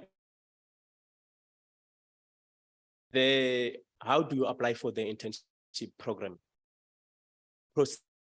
Prospective interns can submit their applications in any of the following methods that will also be identified or listed on the advert.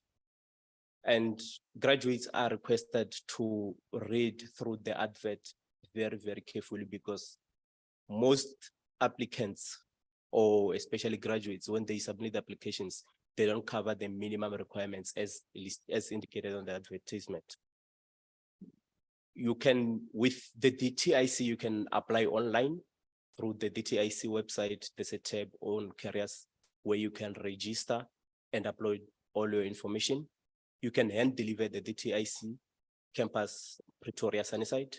You can post, the postal address is indicated on the advert, and also please adhere to the closing date. When submitting your applications, you must make sure you submit the following documents: the application form, which is the formal application form for government vacancies, which is the Z83. I believe you are familiar with. And ensure that you sign the Z83. Failure to sign the document, you are automatically disqualified. Attach your comprehensive CV and your academic record, a stamped academic record from your institution. Some prefer downloading the academic record. If you prefer to download the academic record, ensure that it shows that this is a legit document. When you download the document, it shows the information at the bottom or the footer of the document, that this is a legit document that comes from the institution. Also submit certified copies of qualifications. So we know with formal or the normal practice when advertising the vacancies, we thought of reducing the cost of applying, because we know that applying for a job is a job itself. So we are lenient in you attaching the certified documents, but your CV must cover the information that you have. Given that when you shortlisted, when you are called, you are informed that please bring these documents. So when you come for an interview and you don't bring such documents, that will automatically disqualify you, irrespective of whether you're shortlisted or not, because that means that you do not meet what is required. If you are currently studying and know that in December, I will be completing my studies, ensure that you obtain a letter from your institution indicating such that Donald Matawa will be completing the qualification by December this year. Securing an interview, this is the critical part. As I mentioned earlier, you must ensure that you adhere to the application process and meet. Okay, when we receive the applications, the panel, the branch that requests interns, they will sit and identify a criteria in which they'll use to shortlist the interns. So it's important for you to attach your academic record, because the panel might say, we're looking for, I will just pick a field in HR. We're looking for training and development level 3. And that's what we'll put our focus on. So if you don't attach your academic record, that means you're limiting yourself. You're excluding yourself from the selection processes. Now that you've been shortlisted, the department will call you, invite you for an interview. What is it that you must do before you come to the interview? You need to do your research through the website, the departmental website, and also check the branch that advertised the internship, that is in need of the internship. For an example, I'll give you an example with a colleague, Mr. Litswalo here. He mentioned that is from EMEA. But if I can ask any of you here, what is EMEA? You don't know. And you apply for an internship within the EMEA branch. It's no harm for you to contact the DTIs and identify what is EMEA, what do they deal with? And also the website is more useful with regard to that. You also have to prepare yourself. We know that after obtaining our qualifications, we throw our books away, but we need to, when you shortlisted, you need to go back to your books, browse through and get more information on what you can expect to be asked during the interviews. Also prepare now to present yourself during the interviews. There are programs offered by the National Youth Development Agency, the Department of Labor, that prepares the youth for interview preparations. Let me just wrap up. Also identify when you invite them for an interview, ask, is it going to be a contact interview? Am I supposed to come to the department, or is it going to be virtual interviews? Ask that and prepare yourself for that. Also prepare for technical questions, your behavioral questions, because we know that we're interviewing people or graduates that have no background in work experience. And also monitor your body language during the interviews. After your interview, the department will do our verification of the qualifications, your criminal record check, and will communicate the outcome to the successful candidate. And you'll sign a contract for 24 months, not more than 24 months. We know that most interns, when they come, they don't want to leave, but we are guided by the DPSA. 24 months is strictly 24 months. And then after that, you'll be allocated a mentor that will monitor your development, ensure that you get as much exposure and work experience as you're supposed to get. And also we have unlimited training programs for our graduates. You can come with your degree. When you leave the department, you can live with lots of formal qualifications.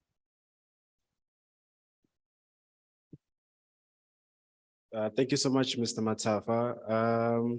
But I would like to request from the Department of Public Service just to post every presentation from the speakers online so that we can be able to access it.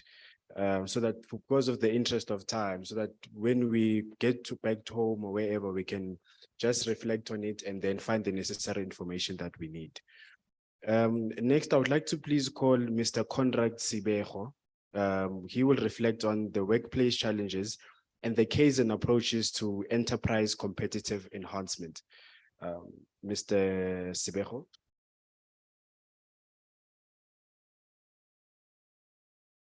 Thank you very much, Ndates Bande, for the invite and the opportunity. You said we've got 6 minutes, so it's 12:50 now. We should be done at 12:56. Let me acknowledge the Minister, the DTG, distinguished guests, ladies and gentlemen. I also just want to acknowledge my colleagues that are here, that are working for this program here, that we are implementing for DTIC. Yes, I come from Productive South Africa, but yeah, we're implementing that program there. And just want to follow up on Dr. Mataba, what he was talking about, very practical guidance that he's providing there. But we're talking after today. So I just wanted to get an idea how many people are manufacturing, how many people are exporting that are in business here. Do we have anybody exporting, wanting to export? There's one. Anybody in manufacturing? Any type of manufacturing? It's only one person here. Huh? They are here. Oh, thank you. There are 2 people. There's one at the back there. So there's about 3 people. So we're going to talk a little bit about what we do and how we can assist you with regards to AFTA. What do we understand about AFTA? The Africa Continental Free Trade Agreement. It's a very practical agreement that we have amongst the African countries. What do we understand about it? What are the requirements for you to participate in AFTA? What are the challenges that you come across as a manufacturer or you want to export? What are those sort of challenges that you come across? One of those is cost. One of those is quality. Am I talking foreign, or is it things that you can grasp for you to be able to make inroads into the African countries? You need to be competitive. You need to be productive. You need to be efficient. But for you to do all of those, you need a municipality, you need a provincial government, you need the departments, you need the borders, you need the ports that are also efficient. So that's why my topic today is going to be talking about workplace challenge, Kaizen approaches to enterprise competitiveness enhancement. So just to go quickly with regards to Productivity South Africa, we are established to lead and inspire productive, competitive South Africa. How do we do that? By diagnosing, advising, implementing, monitoring, evaluating solutions aimed at improving South Africa's sustainable growth, development, employment through increased competitiveness. So for you to be able to export, that means that you're going to need more people. That means you're going to use the rail, you're going to use the road, you're going to use many other people we're talking about, that Eliswalo was talking about in terms of moving your goods across different borders.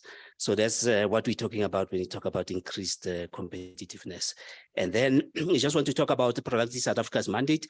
We are a Schedule 3A public entity of the Department of Employment and Labor, reporting to Minister Ngesi. Our mandate is to promote employment and growth and productivity, thereby contributing to South Africa's socioeconomic development and competitiveness. And then How do we do that? And we do it at different levels, our value proposition at the country level, we do it at an industry, at the different sectors, and at the enterprise level. So your company that you call us and you say, hey, I think I have a challenge, I have a constraint, I'm not competitive, my costs are too high, my quality is bad, I have too many customer complaints. That's where we come in and we do that intervention. So AFCA requires of all of us to work together as entities of government that you've seen here, CIFA, CEDA, THREP, all of those entities, EMEA, coming together to assist you to make it, because EMEA will not give you the tools that you need to reduce your costs and to do what is called root cause analysis and to apply what is known as Kaizen. What is Kaizen? Kaizen comes from the Japanese word that says small incremental steps, continuous improvement. How did Japan get out of that 1945 war? I'm checking behind my, just to make sure that they become competitive. They use this approach called Kaizen. That's why they are beating the rest of the world. They're taking them, they're giving them a run for their money. So how do you do that in your life? How do you apply it? Kaizen is beyond just a tool that you use at industry. You use it in your own life. How do you become better than yesterday? And you even plan to become better in the future. That's what it's all about. So then I want to talk a little bit quickly, because I don't have time to talk about all the offerings to the informal sector. There's also training that we provide for the informal sector that talks to things like early warning system or business performance improvement workshop or productivity champion training, which anybody can access. Anybody, you don't have to have a company, you don't have to be registered, can access those interventions. And then I want to talk about those formalized entities that wants to export and so on and become competitive and so on, compete with the Chinese, compete with the Thai, and if you're in the leather and textile, the Italians, you want to compete with them. So we've got the DTIC funded Kaizen and workplace transformation programs. These are 6 months, the Kaizen program, and then the workplace transformation is 12 months. Once you get into the 12 months, you are much more advanced. The tools and techniques that we provide for you to do continuous improvement are ingrained as part of your strategy. You've got enough, you've got buy-in. This is spread across the whole organization, but we start with Kaizen and we can even do aftercare if you are not satisfied. But what we need from you is interest, is commitment, is the passion to do this thing and to apply these tools. You'll be guided by well-trained industrial engineers and Six Sigma, at least at the green level, green belt, to implement some of these interventions. And then you have case studies, we have newsletters, we have the annual report, we have videos. And then unfortunately today, I can't play a video of a company that implements some of these, whether it's 5 people company, or it's 20, or it's 50, or it's 200, whether you're in manufacturing, you are in service, you are in retail, you are doing clothes, you are doing exhausts, whatever that you are doing, anywhere we can apply these tools. Let me pause here, and then if there's further information, my details will be made available, and I would like to engage with you, especially if you are clustered together. We'll help each other. Let us coordinate as SMMEs. Let us coordinate as government. Thank you. Thank you, sir.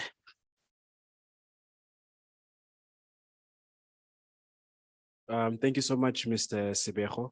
I would like to now call Mr. Mandla Koza from DTIC, who will reflect on the support programs for industrial innovation, the SPI.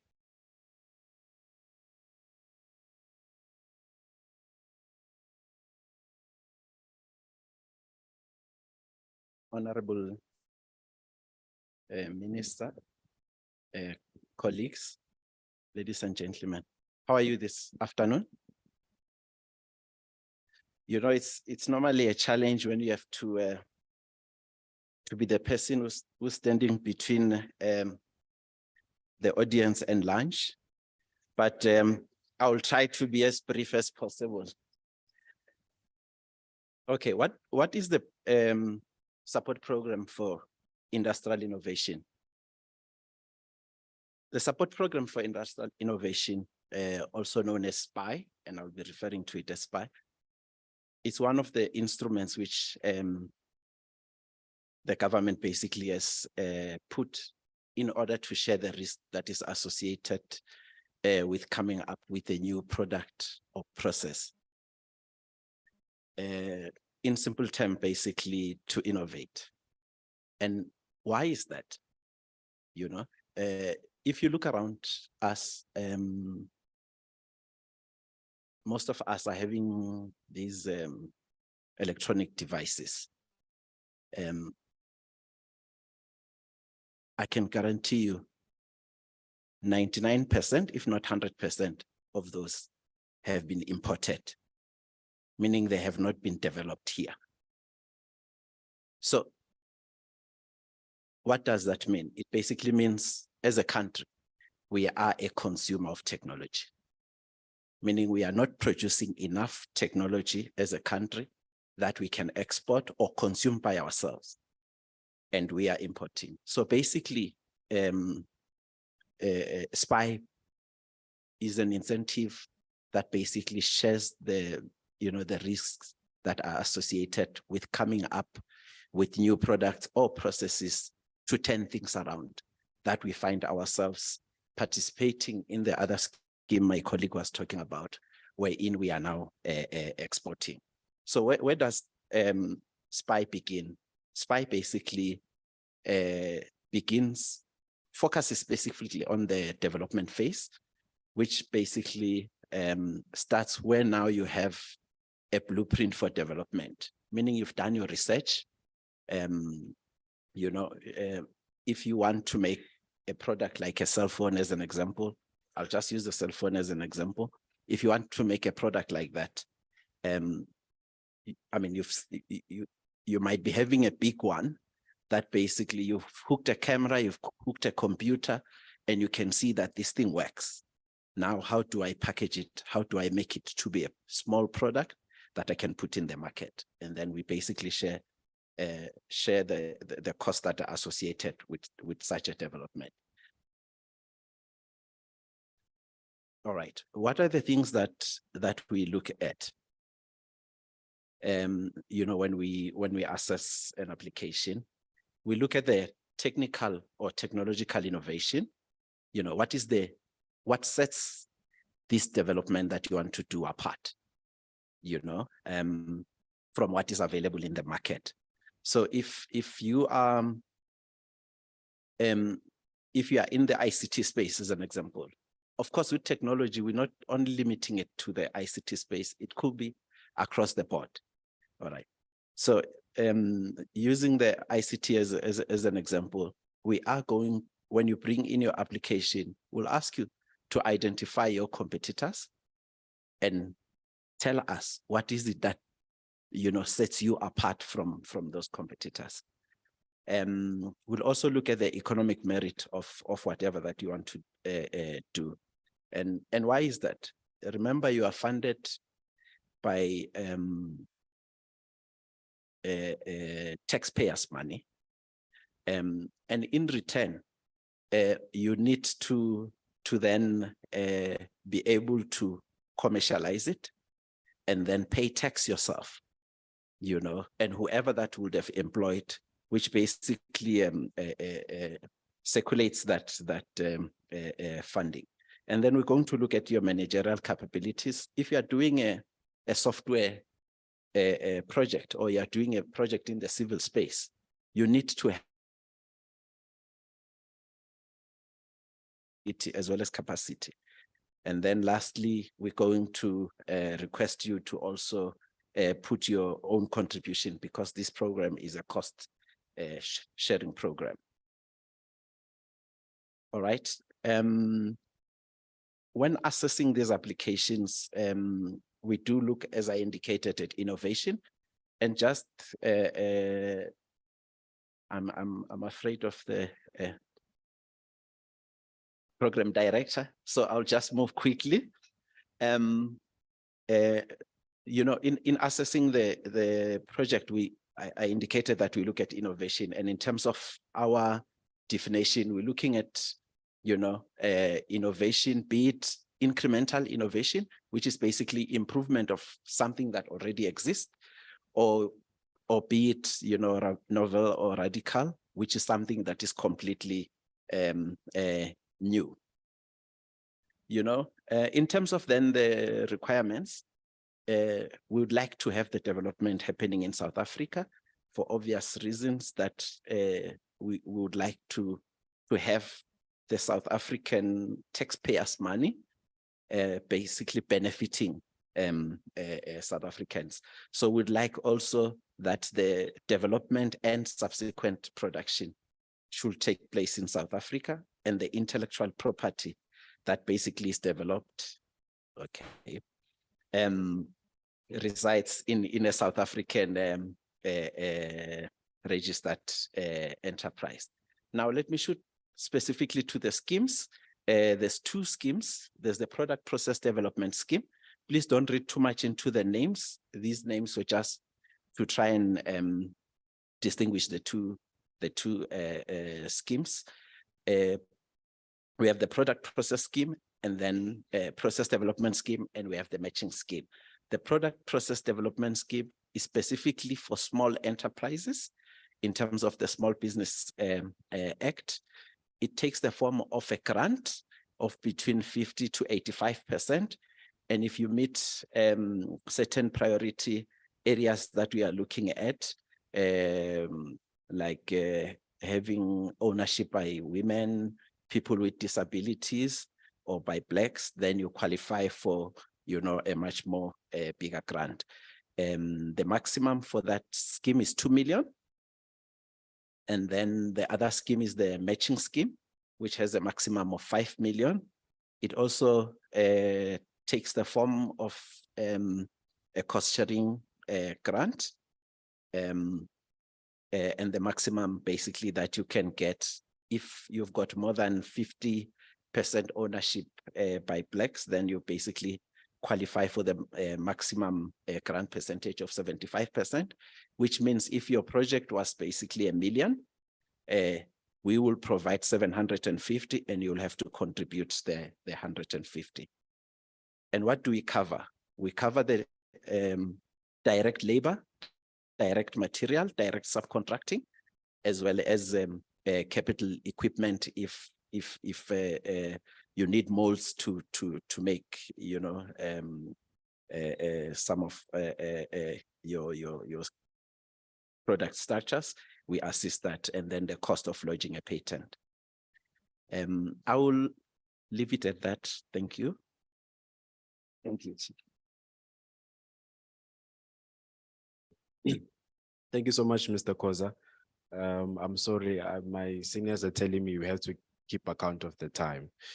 Next, I would like to call Mr. Ofense Silibucho from the Young Graduates Entrepreneurs. He will be reflecting on young graduates in the entrepreneurial space. Thank you.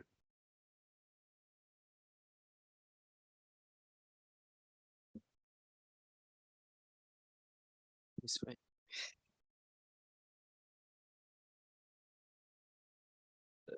Good afternoon.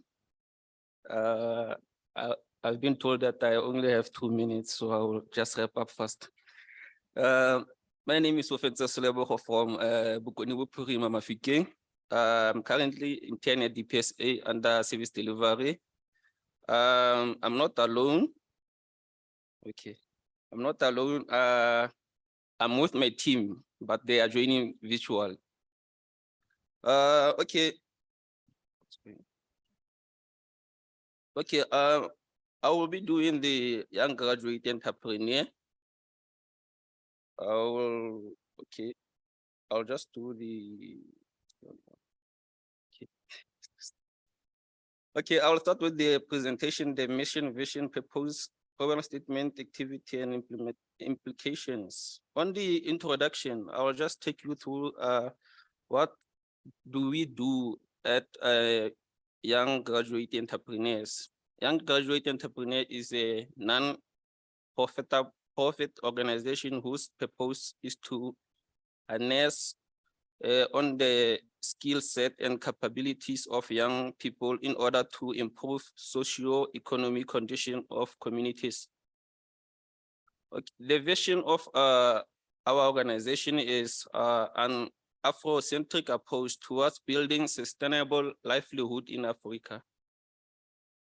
The mission is to achieve a collaborative partnership between private and public sector in addressing the 17 Sustainable Development Goal and National Development Plan 2030. The purpose of this organization is to seek a reinforced bottom-up approach towards the emancipation of communities. The specific purpose will be geared towards young people, especially those who have graduated from institutions of higher education and training. So this is just the organogram. Our organization consists of the chief executive, chief operation officer, chief officer, financial officer, project and marketing and stakeholder engagement. So this stakeholder engagement is myself there. The problem statement, a lot of graduates cannot find opportunities after graduating. Therefore, that is what necessitated this initiative. On the key activities, we are planning to hold engagement with North NW, let me just say NW, in particular a development studies department, to recruit either the second year or third year student to be part of this program. Develop a criteria to use in recruiting people at community to join. Will be Mafikeng local municipality will be recruited first because I'm from Gonipuri. So establish area of interest which collaboration can be drawn from and develop service level agreement between the program and identify stakeholders. Capacity team members will then form a team to represent their local municipalities. For general, because we are not only focusing on the people who have graduated, unemployment it also affects those who did not graduate. So if you want to join the organization, you must meet the certain criteria that we gave. You must be a South African between age 18 and 35, and you must have a matric and should be involved in a community-related initiatives. It will be added as the advantage. And you should not have a criminal record. Okay. Each team will be required to adopt a project. So this is how our project will unfold. Each team will have to adopt a project with which they will have to develop each team and submit for evaluation for established steering committee for approval. Once approved, a team will proceed with a subsequent step required to assist the identified project. Okay. So on the implications, we have identified 4 implications, which are financial, social, environmental, and economic. On the financial, will then need a stipend, office space, and utilities. On social implications, we will need community engagement, and then environmental implication will be sustainable utilization of local resources. A way forward, we are in need of the financial support, the capacity building, which will include the training and the workshop, and then networking opportunities. So now I'm done. So these are the members now. If you need to communicate with, those are the contact details. No, thanks.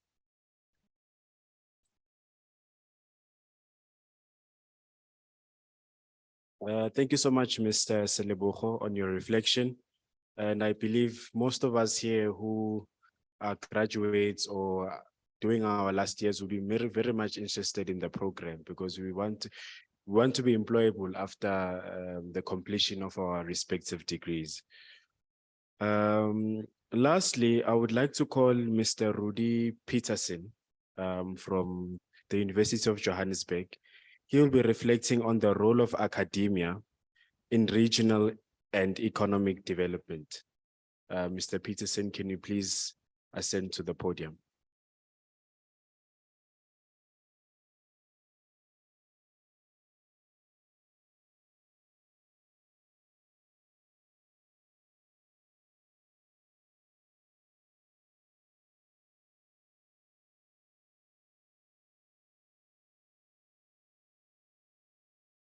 Way that is very in now, so I haven't prepared already what's in this thing.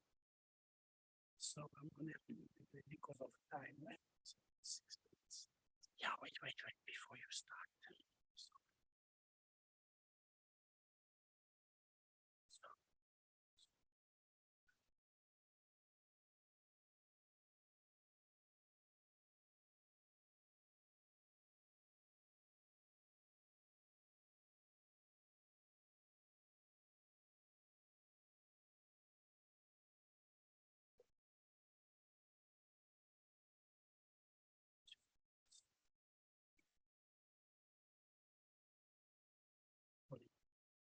Right, good afternoon, everyone. I know we've got the youth here in the house, and we'd like to welcome you. He caught me a little bit off guard because in the time we've got time constraints, so we're gonna have to try and cut on time. I'm going to share with you, but I don't want to go into the details in detail because of time constraints. So I wanted to check with the audience, who of you have heard the concept of town and gown? Town and gown? Nobody. Right, so while we're waiting for them to set up, so just a little bit about town. We're talking about the role of universities in regional economic development. So town represents the city or the region in a location. And gown refers to the university. Can you see the relationship? Gown and town. So it's a pity I don't have the picture, and there's it going. I don't have the picture to show you. Will you be able to? Okay. So town refers to the city and gown refers to the university, right? So basically, and in the absence of having some slides to just show you, the university plays a number of roles in the economic region, right? It provides the skills, teaching and learning. Students study and they go into industry. I'm told that some of the students are looking at the presentations here and looking to get that job. Obviously, youth unemployment is a big challenge. So it provides the skills for the region, right? Now, regions are only as strong. The reasons why some regions are stronger than others, universities play a paramount role because they provide the skills. Knowledge in the area, the DDG will tell you that many of our experts participate in policy development within government. That's an important role. And we're hoping that government can knock more on our doors so that we can intensify, so that we can strengthen their hand to get the experts involved in policy development, right? So it provides the skills, it provides the intellectual capacity of the region. Now, you would have heard areas like Silicon Valley, MIT in the global community. Who can tell me what makes them thick? Why are we talking about Silicon Valley and why are we talking about MIT. In Gauteng, in South Africa, we've got what is called the Gauteng City Region, Global City Region, which is a region in the Gauteng province. So those regions I'm referring to they have their capacity because of the intellectual capabilities of the universities they've got in their regions. Right. So essentially, the regions are dependent upon universities to provide the necessary intellectual skills development capability of those regions. Right. Now, obviously, the stronger, the more intellectual capital you've got in the region, the better it will be for that particular region, right? Now, Gauteng is the smallest province, but it is the highest ranked in terms of skills in the country, and there's an obvious reason for that. It is the academic, research, and technological institutions that is embedded in Gauteng. You've got the HSRC, you've got the various research units that's mostly in the Tshwane area. In Johannesburg area, you've got UJ, you've got WITS, and you've got UNISA. All of these institutions play a paramount role in the development of what is called the Gauteng City Region. Right. Now, I must apologize. I had a program director.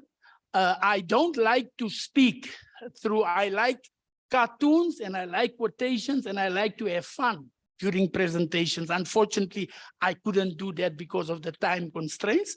I'm going to leave that broad overview of regional development and universities at that. And I am looking forward to any questions that there may be from the audience. I hope I've saved you some time, Program Director. I see I've got a little 1-point-something minutes, Sanyana, left here, but I'll give it over to someone else. Thank you, Program Director.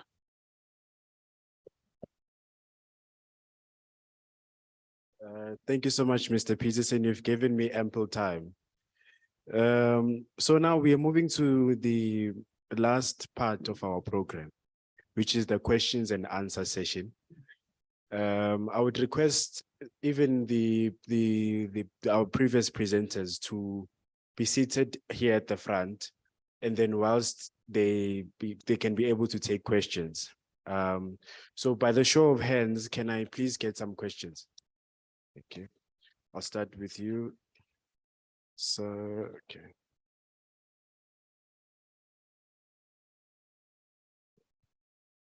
Sorry.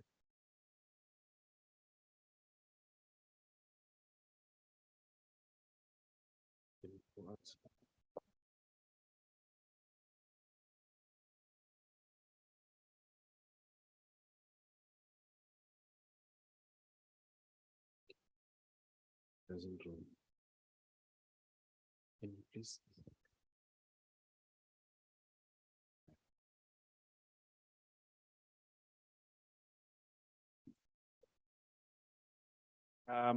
Good morning. My name is Taba Matsabu. I am a student in the University of Johannesburg. I'm currently studying my third year in BSc Physics and Maths. I have a question for Ms. Mbali and Mr. Zolisana from the Youth Fund. I'm currently also in partnership with my friends. I have a small business. I'm asking this because certain things that you have said, it's things that are affected by our business. Just to give a small background so that I save time. So our organization is named Tusana Outreach. It aims in developing and aiding students in the communities, in the township communities, in terms of their career development and academic development. We have been running for 4 years. And in that 4 years, the things that we have achieved is that we have close to 49 learners that we have helped directly to register for universities and colleges, and also to find funding from them as they are beneficiaries from the aids that have been mentioned, the government aids.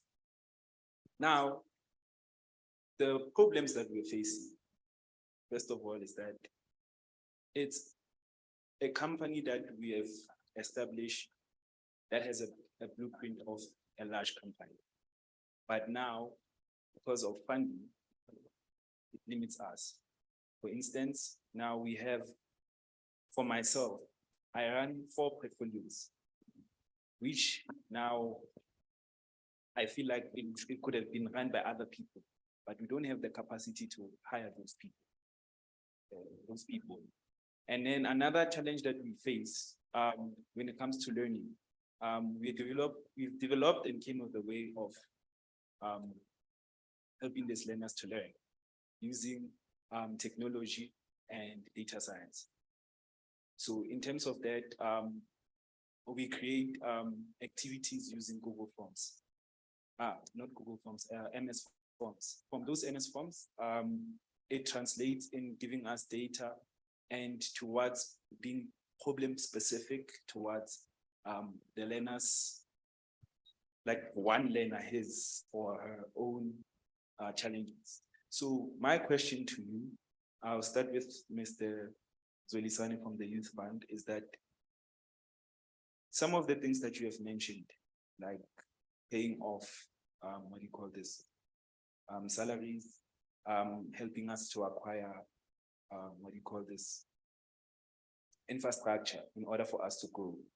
With the business model that I've just presented in fund, will we be able to qualify? And then from Ms. Mbali, my question is that looking at our business model as well, will you be able to help us? And if so, how can we contact you? And then the only problem again that we also face is that I hope that it won't be a problem. Is your services have to be acquired by paying, or is it free? Thank you. Okay. I will take another hand. I will just take hands, and then whilst our presenters take note of your questions, and then afford them the opportunity to respond. So may I please take another hand? Good afternoon, everyone.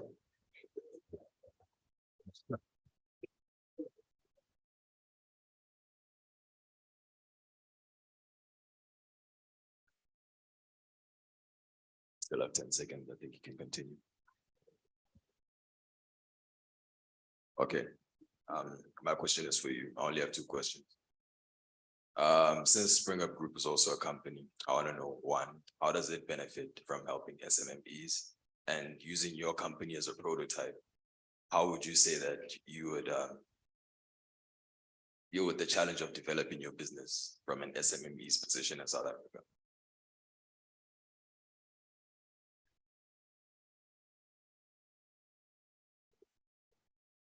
Thank you so much, sir. Is there another hand from? Okay, I've noted you. Afternoon, ladies and gentlemen. My name is Pendulo Mdluli. I'm here representing my NPO, which is Pendulo Mdluli Foundation. I'm currently in the process of registering a school, which is like a private school. It will serve sort of like a blueprint of like Curo. It will be sort of like a Curo setup.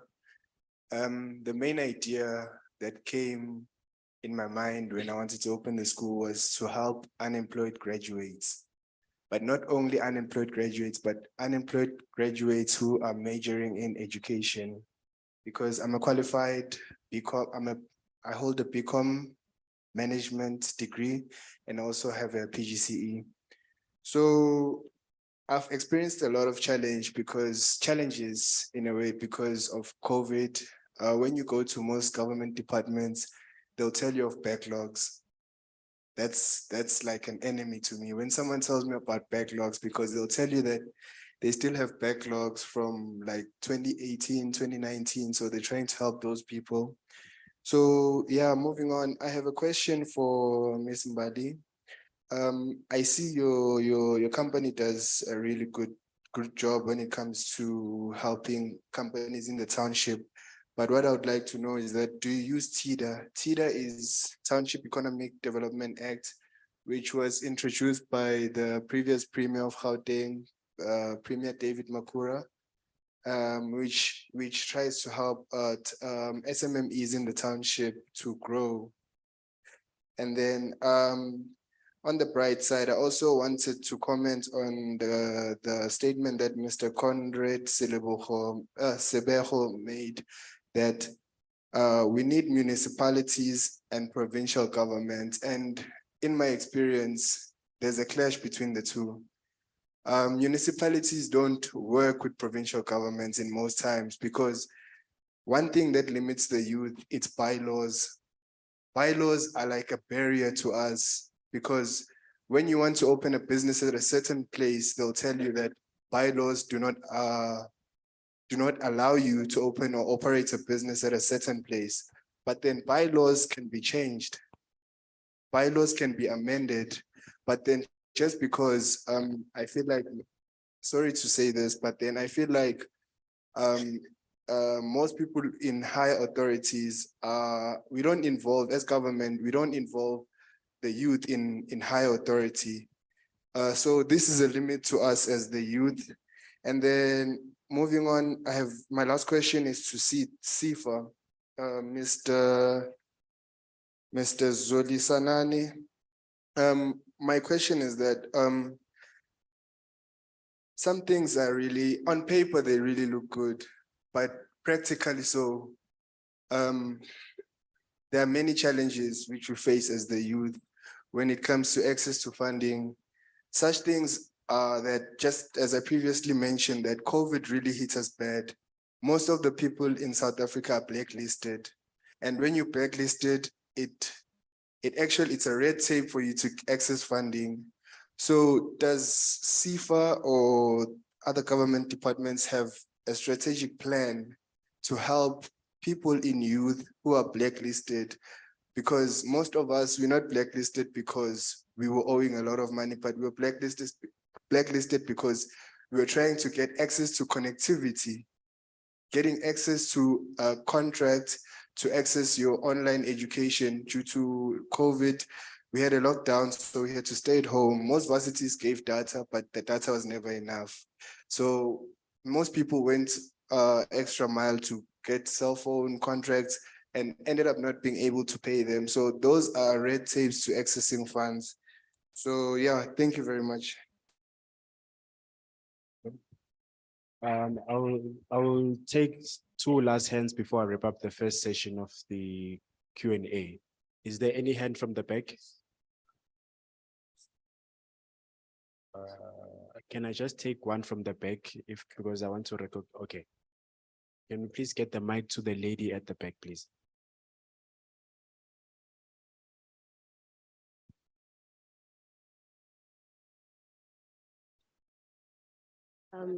Good afternoon, everyone. My name is Wendy Kumalo. So I don't know if you guys have touched on what I'm about to ask, but then I wanted to ask if you guys have a platform whereby we can find out how we can register our businesses if we have a wish to do so. Thank you.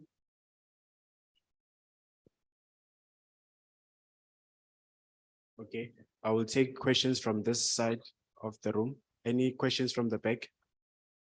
Okay, I will take you, ma'am. Can you please stand up so that they can just locate you and give you the mic?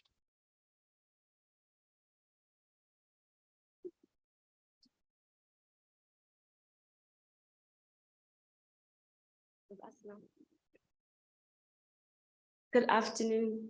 As a non-South African, I wanted to ask like the speakers at large, because most of the funding opportunities are only limited to South Africans, but the event is called an Africa Public Service Day.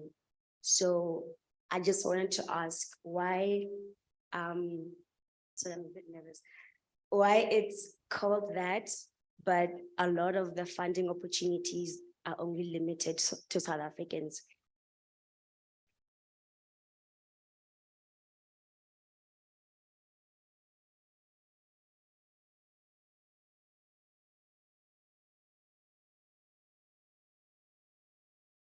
Presenters to answer on those that have been asked just now. So I'll take one hand from here and then we proceed to the answer session. No, thank you very much, Speaker. My name is Oscar Sitole. I'm from the University of Pretoria, and my question is directly to Ms. Mbali. I heard you saying that one of your developmental interventions are targeted at informal traders, or small businesses who are partially located in disadvantaged areas like in townships and rural economies. So my question is, does your developmental intervention consider the needs of the urban informal traders or small businesses, because large proportions of the youth now are housed here in urban areas? And the last question is in relation to what my lady said here, that given the fact that large proportions of the small business owners, they are from foreign countries, like it is SADC in the sub-Saharan region. So do you consider them in your developmental intervention? Thank you very much. Okay. Can I please start with Mr. Zolisana? I know Ms. Bali, you have a lot of questions. I just want you to catch your breath. I'll start with Mr. Zolisani to just answer the questions. Thank you, Chair. The first question, I think it was to do with an NPO. You're running an NPO, right? We do not fund an NPO, as you cannot offer credit to an NPO, but then we do support outreach that are entrepreneurial related. You can send a proposal to our helpline, then they will forward it to the relevant people when you have such outreach. Also, for those that are say we do not fund blacklisted, we do fund people that were previously blacklisted, only people under debt review or insolvent. If you are currently blacklisted, you want to apply for funding, we advise you to go to your creditor, negotiate a payment plan. You start with a payment at least for 6 months. You bring us the letter. You also make sure that you keep record of the slips or receipts that you get from your creditor. Then you can start with the application process, because those documents will be required, because we do not want to be seen to be promoting reckless lending, as we also report we belong under the NCR. This one, the funding, I think that one will be for organizers, but then on behalf of CIFA and also being an official of the Department of Small Business Development, you cannot be seen to be assisting people that are coming from different countries, whereas your youth is still suffering. This intervention is suited for youth, because there have been a lot of complaints that we do not assist South African youth. So as Mama sitting next to me, that said, charity begins at home. You must be seen to be assisting the youth in the country. And also for those that are looking to register their companies, CIDA, okay. Don't know what happened. Okay, CIDA does assist with taking you through the application process to formalize your business, but then you also be required to pay for the fees that are required. But then I can also advise you to do it yourself. It's very easy, it's very straightforward, and it's very cheap. I think it costs 175 rand to register a business. Thank you. Thank you, Mr. Zolisani. I will now request Mr. Conrad Selebego. There was a clarity seeking question on provincial and local government and us as young people gaining access in those two spheres. Thank you, Program Director, and thank you to Mpendulo for that observation that he's making regarding the the bylaws that they become an inhibitor. I don't know if the city of Joburg represented here today or any municipality. If there's no municipality, let me attempt, my brother, let me attempt. Indeed, that's why I'm talking about I'm happy to be here, Chairperson, because first thing, you are bringing together, people that are trying to make the life of existing entrepreneurs and those that are aspiring to become better. So the reason we are here in Pendulo is for that reason. For one, and hence I was making even comments about my colleague next to me about the practical interventions. And you are spot on. We are not here to analyze and to observe, but we are here to make that difference. So if you call us and we say to you, this is the intervention that we are bringing to you. And hence I was asking Chairperson about the understanding of AFCA and the certificate of origin, and how do you prove that, and what are the requirements? How do we facilitate the aspiring and existing entrepreneurs to go onto that journey? So for me, it's not about, the emphasis is not on compliance, but the emphasis is on how do we create that conducive environment? Because I've been on the other side as an entrepreneur, and I know how he feels when he says, you go to Cosmo, people were limited from establishing their businesses, whether it be a cooking business by the side of the road or extending or whatever, car wash, they are prohibited instead of being facilitated to comply. Yeah, so that's what we are trying to do as young people. I'm talking to you as young people because my daughter is also here, Red Army, what do you call it? Orange Army. She's also at Bunting.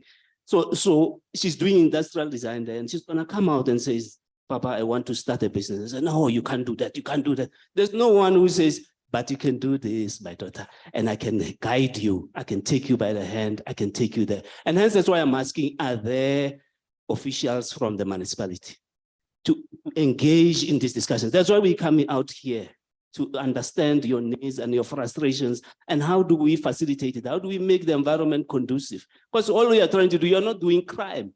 You're trying to be entrepreneurial, you're trying to be self-employed, and that's what we are dealing with. The biggest challenge in this country is unemployment. And how do we facilitate that? Let me stop there, Chairperson. Thank you. I will allow Ms. Mbali to answer the questions.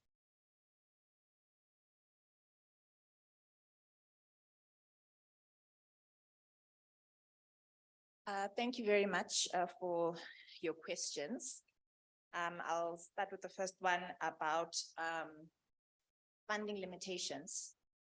You mentioned that you experience funding limitations in terms of being able to pay for full-time staff in your business that's doing similar work to what Spring Up Group does. Let me just commend you for the work that you're doing, and also for the fact that you use all the resources that you possibly can attain, even the free resources that you can use. When we started, we also started doing that, and we still do that as well, leveraging on as many free resources that we can get our hands on. Until we got to the point where we could grow and start accessing some funding from different sources in the public and the corporate sector as well. We are more than willing to help. You ask if we're willing to help, to work with you. We'll be more than willing to help, to collaborate, to work together in facilitating training or any other programs that you might have as well. The services that we provide as Spring Up Group are completely free for SMMEs. We do not ask any fees from SMMEs. Because that is not our main source of funding for our operations. And I hope you're answered. That will lead me to the second question that was asked about Spring Up Group being an SMME ourselves. We definitely are an SMME ourselves. And how we benefit and grow from a financial perspective is from funding. We apply for grants, discretionary grants from SETAs, one of our main sources of funding to facilitate our programs, because we find that with many SETAs, one part of their strategic pillars are an interest in enterprise development or skills development in the entrepreneurial space. So they fund some of our programs, provided that they are in line, once again, with their strategic pillars. From the corporate sector, to be honest with you, it is a challenge for us. And I know that for many of our peer organizations who are participating in the same space as enterprise supply development practitioners or as trainers, it is a challenge. The uptake of ESD or any sort of skills transfer programs in the corporate space is declining. It's declining to the point that the BEE Commission released a study last year that the participation in that particular element of the BEE codes is sitting at 40%.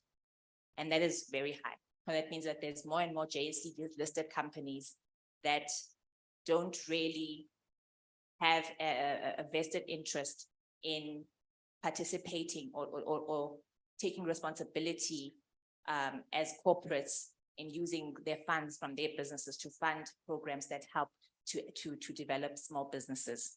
We're finding that less and less of them are interested in it, and less of them are participating in funding. So we experience challenges in the corporate sector a lot. However, when it comes to the public sector, like I said, with SETAs, we found that we received a lot of support. I hope that answers you. Then the third question was about TIDA, if we make use of TIDA. We actually don't. Thank you very much for bringing that to my attention. We will have a look at it and see how it will help us in the programs and the outreach programs that we facilitate in townships. Yeah, thank you very much for that. There was also a question about, if I may, it's already been answered, but if I may also mention that the lady at the back asked about registering, if there is a platform to help with registering businesses. At Spring Up Group, that is something that we can help you with at no cost at all. The only cost that you pay would be the CIPC fees, the 175 rands, but we will help you with a step-by-step process on how to make sure that you do it successfully. It's a very quick process. It takes 1 day.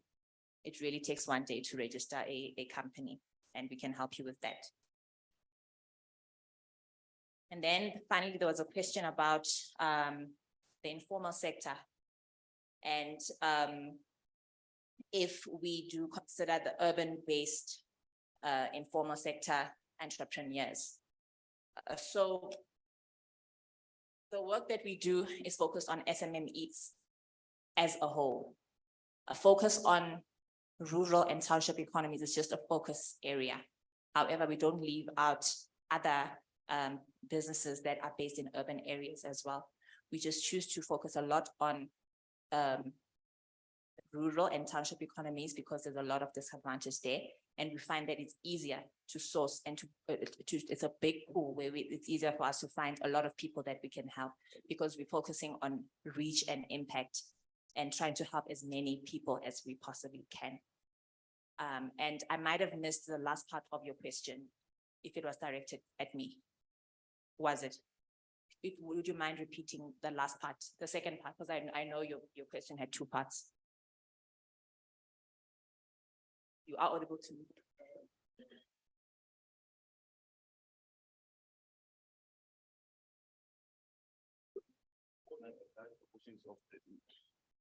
Thanks.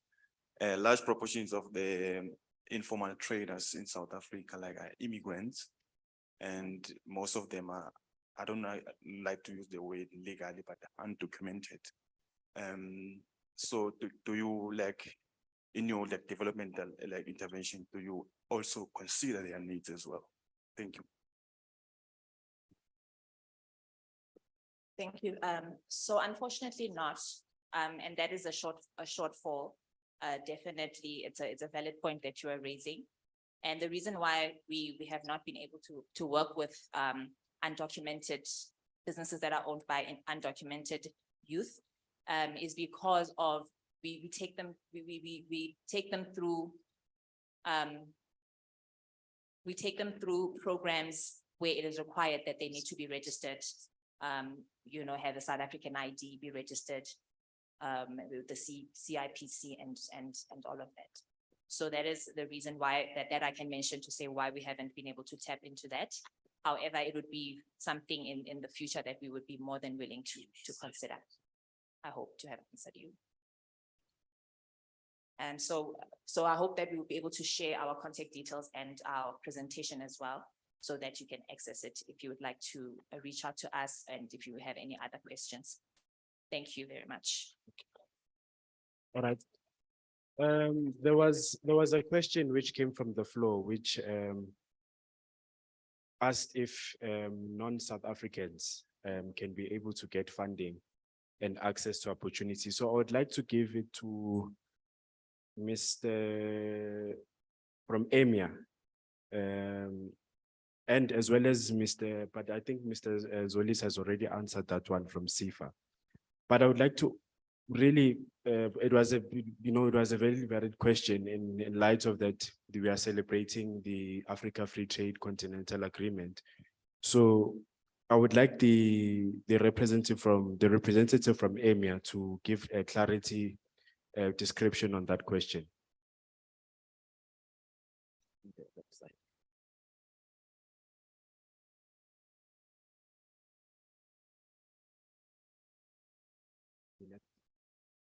Okay. Okay. Through your program director, you can proceed. I think I wanted to also touch on just two things that were raised, starting with that particular question that you are talking to. I think what we should understand that we have different programs that tries to satisfy, different mandates.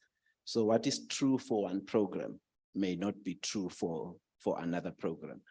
So specifically, I'll talk to the support program for industrial innovation. Unfortunately, we didn't have enough time to even project to you all the requirements. So in terms of the support program for industrial innovation, the requirement is that the entity that we are funding should be registered in South Africa. Yes, so it doesn't matter whether you are a foreign national who's owning that company. You could be German, you could be, from whichever country, but the requirement is that the company has to be registered with CIPC. And then again, it has to operate in South Africa. And the whole development needs to happen in South Africa. Of course, there are instances we funded a company that's doing work in space. Some of the work could not be done in South Africa. Hypernova space technologies. Some of the work had to be done outside South Africa, but obviously for that portion of the work, there's a specific approval that you need to get. We have in our guidelines, specific prescripts that says you can assign work to be done elsewhere in the world, but that is only limited to 10%. But in the event that it's bigger than that, you have to put a motivation which we will look into why it has to happen outside South Africa. And again, we need the IP to vest in the South African registered enterprise. Okay, Thank you. thank you. Thank you, Mr. Lutwalo. Is Ms. Moepi still around? Yes, they are. Okay, can you just give a clarity description on what the lady has asked in terms of the bottlenecks for non-South Africans and your access to opportunity towards it?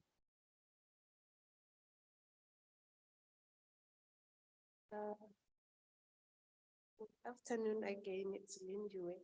For non-South African, as a student, if an industry partner identifies non-South African students, it is allowed, but the guideline encourages South African students so that they get a student involvement.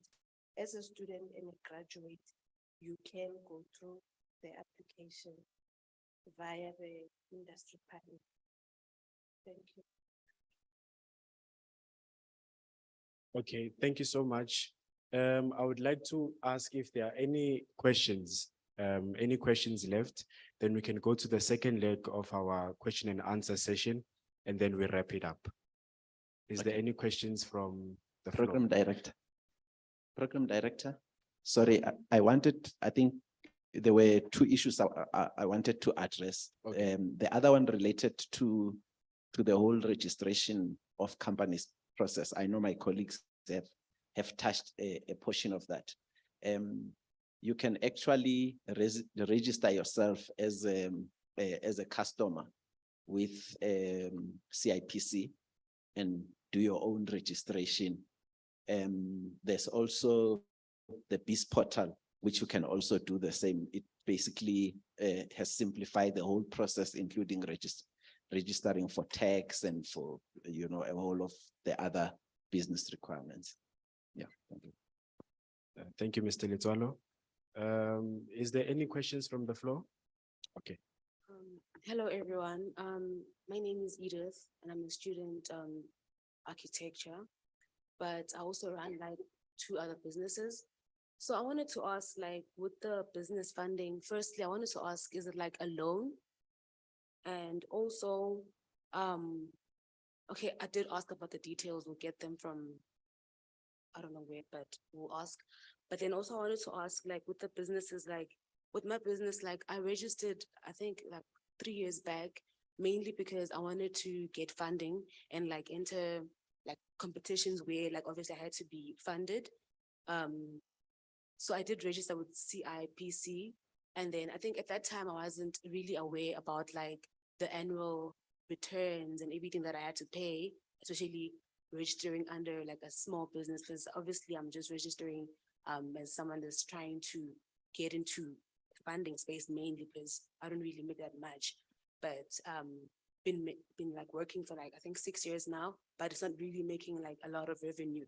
But like I've been getting like emails from CIPC every year to like pay back or to pay tax, but I don't know, like I know there's a way to, I don't know how to go around it, basically like to apply for, I don't know what it is, but like yeah, that as well, because we are registered, but then like can't really afford to pay the tax, but we need to be registered so we can get funding and enter competitions and enter all these spaces. So I wanted to ask about that as well. Okay. And also with regards to like the importing stuff, like since it is obviously international and also like Africa based, like how does it work as well? Because sometimes we could be working with, because my business is also like I crochet stuff. So I could be making stuff and I could be like selling them mainly to like, I would say coastlands around Tanzania or Mozambique or whatever. So how would that work like with the whole barriers and stuff? Like how could you assist with the imports? And also in terms of expanding the business, it is South African based, of course, but we are trying to go like international. So obviously like in that case, we'd probably have to get like maybe bigger branches in other countries eventually, I mean. So how would that work? Because, you know, there's those areas as well, so yeah. Ladies and gentlemen, I think I've just received notes that we have come to the last part of our session. However, I will allow Mr. Zolisani to answer your question, ma'am. And then after that, we will proceed to lunch. So Mr. Zolisani, can you please just answer the lady? Thank you, MC. It's a blended finance, which has a loan and a grant element. They go together. Okay. And also on the registration part, even if you are not trading, please, you have registered a company, please do your return. It is 100 Rand each and every year that you are registered for. Also at SARS, even if you are not trading, go on the e-filing, do the returns if it's just zeros so that you can be compliant. Yeah, that is for compliancy purposes. As one of the speakers had indicated there, that please register as a customer at CIPC so that some of those administrative stuff, you can do it yourself. You don't need to hire someone who's gonna extortion you, asking for big sums of amount. It's something that you can do for yourself or by yourself. At both at SARS and CIPC. At SARS, you register yourself as the tax people who's responsible for the business activities. So you don't need to hire people to do that for yourself. Up until you afford it, then you can delegate. But for the time being, register yourself as a customer, activate your e-filing and do those things by yourself. And also there are fundings available, grant funding available, not with us, but with other agencies. CEDA does assist, but for specific things, for training purposes, for branding purposes, and also to certify, let's say for those guys that are in the innovative space, you have a product that needs certification. You also want to comply with the standard Bureau of Standards. CEDA does assist that with you, but it's not paid directly to you, to be paid to the service provider. Also, NYDA does assist. It has also a grant on their side. I think it starts from 10,000 to 50,000, and then there are ones that start from 50,000 to 300,000. It depends on the stage your business it is at that time. But as compliance must not be mistaken for red tape. You cannot be receiving any type of funding if you're not compliant, be it at the bank, be it at DFI's institution or government institution. Even me as an individual who has interest in investing in your business, the first question that I'm going to ask is, are you registered? And are you compliant, so that I can have the comfort that my money that I'm investing in your business is well looked after? Thank you. Thank you so much, Mr. Zolisani. I would like to ask every presenter to please come on stage. There's a gift package that Ms. Lufona would like to give out to you. And then on my side, I would like to thank everyone for coming. It has been an utmost honor to host this auspicious event. My name is Percy Clay Tembalama 2000 Sibande, and I'm signing out. Thank you.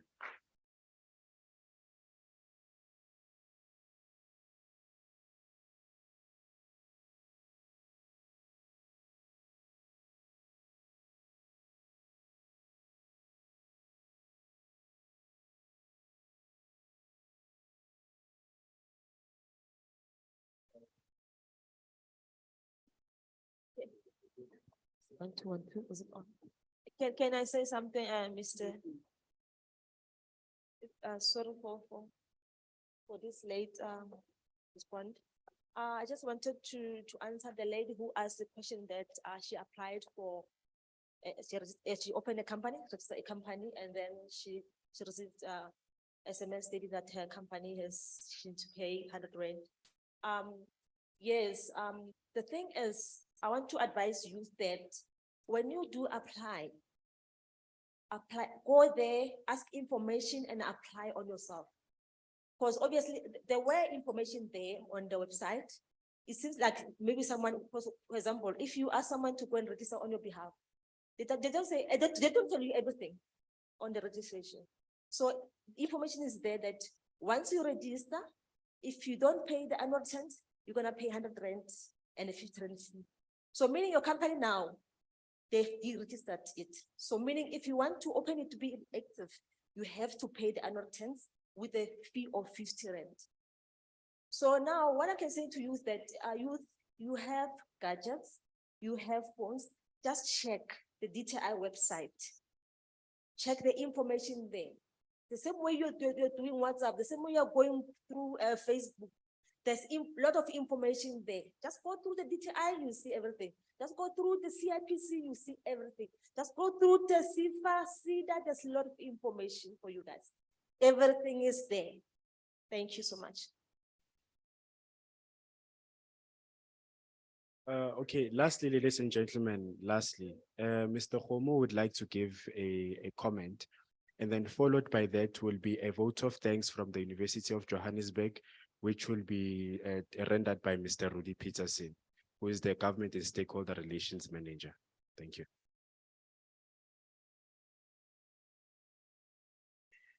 Good afternoon, everybody. Sorry for imposing myself. But I thought this is important. We started with this process yesterday. There were presentations that were given.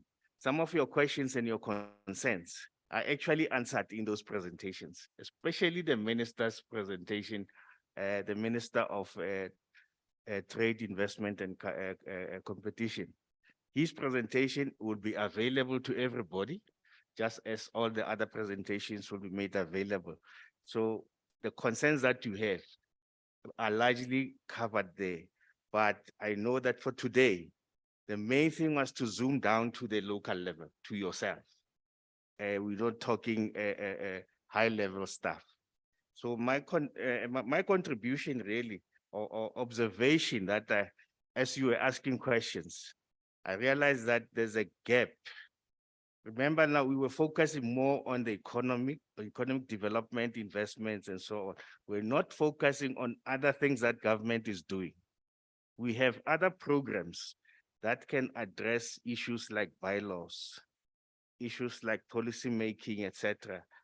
Issues like how do we address the backlogs in all the other government department services that are experiencing. Home Affairs has got backlogs. CEDA has got backlogs and so forth. We've got other programs that are addressing those issues. So I want to assure you that one of the resolutions I think we must adopt from here is that the DPSA will lead in ensuring that those backlogs are addressed. Those areas that you've raised and there's the definite concerns, those should be addressed. But I also want to add, we have a Batopele program. Now, with the Batopele program, some of the backlogs are caused by our own attitudes, the culture that we've encouraged to permeate our society. Now, as youth, we need to start looking at how can we change that culture. Culture of laziness as well. We must not allow it. A culture of ill discipline. When we have concerns, the protests that were running around the country where we start burning infrastructure, where we start blocking the roads, etc., destroying our very infrastructure that we have. That kind of culture, we need to challenge it. But as I say, government will also start leading in those areas from a Batopele perspective that we must address those issues. Thank you.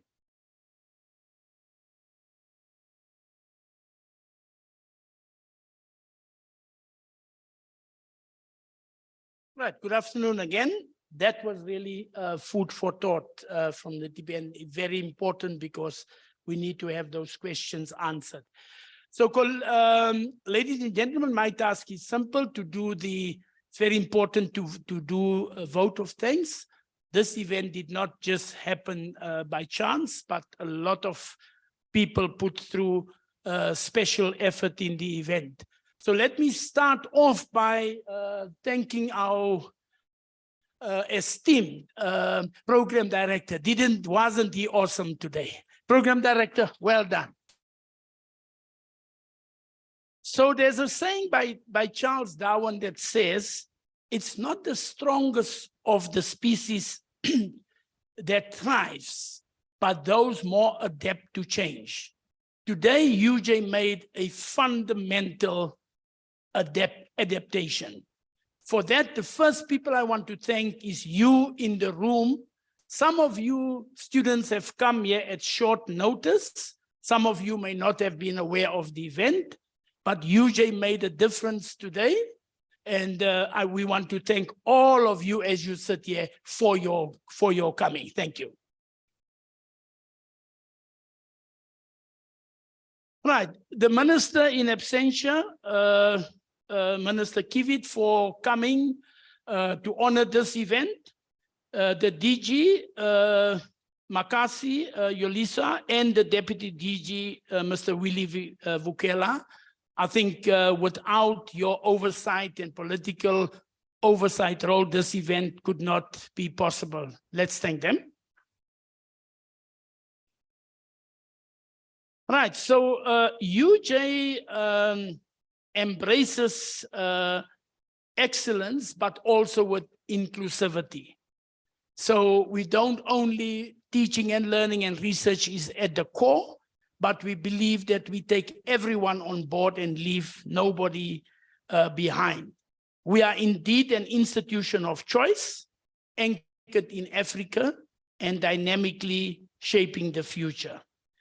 Our war cry, or our central theme, is inspiring our communities to transform and serve humanity through the collaborative pursuit of knowledge. So it's these anchors, it's these cornerstones that has actually ensured that UJ goes right up to the top. For those of you who may not be aware of, we are now the #1 institution in terms of research output, as well as collaboration and partnership.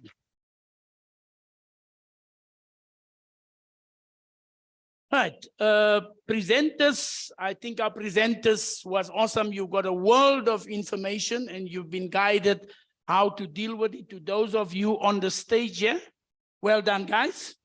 And to those who presented before the time, thank you for coming and thank you for your presentations.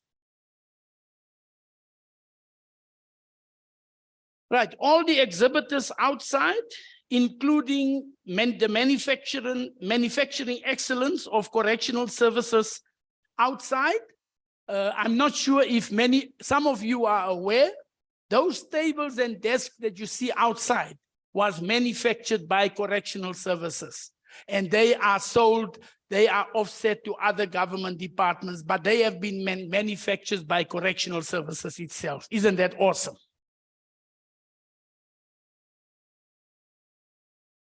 The protocol officers from the minister's side, all protection services and protocol officers from both UJ and the DPSA. I think without your hand and help, this event also could not be possible. Thank you very much. To the Arts Center team, Leonie and other team members, thank you so much for your sterling role. It may not have been possible, the technical and all the requirements would not have been possible without your excellence and taking care of the technical parts. Thank you very much. Again, to my team program directors on my right, and Lebo for making it really possible for our UJ presence to be here. Thank you very much. Right, and then the coordinating team from DPSA, Mamelo, Leah, 2 Mamelos, by the way, made it possible. One from the travel agent which we've worked with to take care of the supply chain, and Mamelo from DPSA, including Julia Undlovu, who we've worked with on this event. Thank you very much. And last but not least, as we go out and savor and enjoy the Assumptions lunch outside, We'd like to thank Platters and Plates, Linda and her team, for the lunch that is provided outside. Once again, ladies and gentlemen, thank you for coming. Thank you for your time. And you will have the further opportunity to interact with some of the presenters and some of the colleagues outside in the foyer during lunch. Thank you.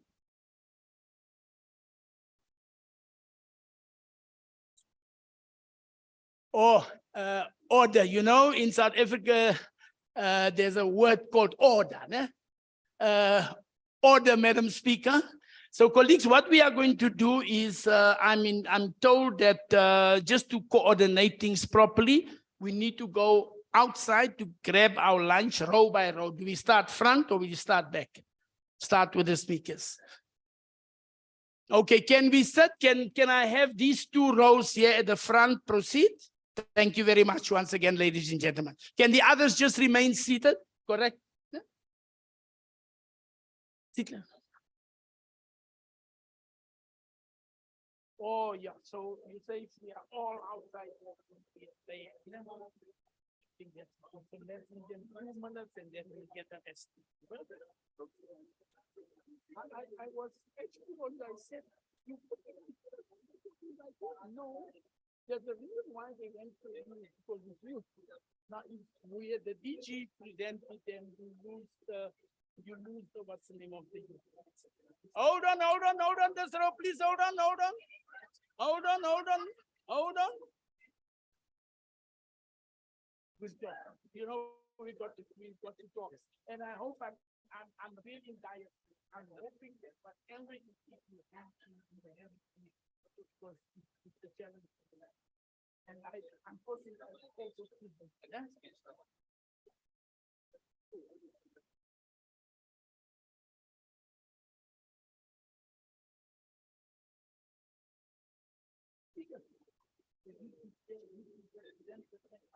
With some of those that are in and out, they're done.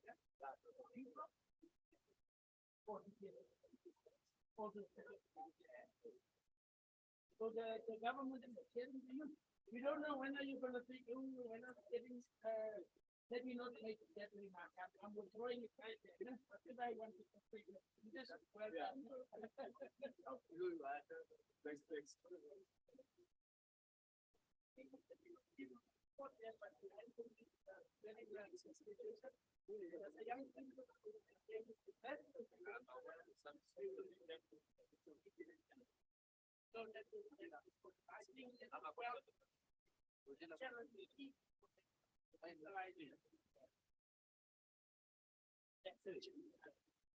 I think you guys can. Oh, they can.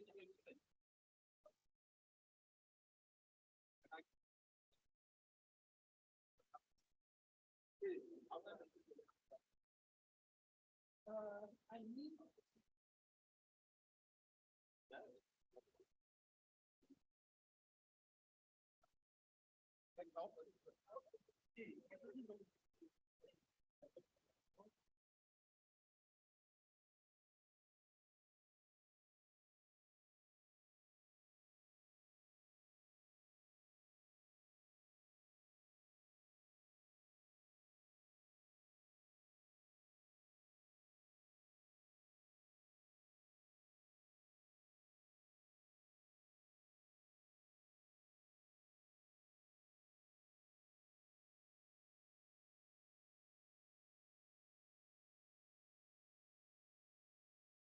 Yeah, but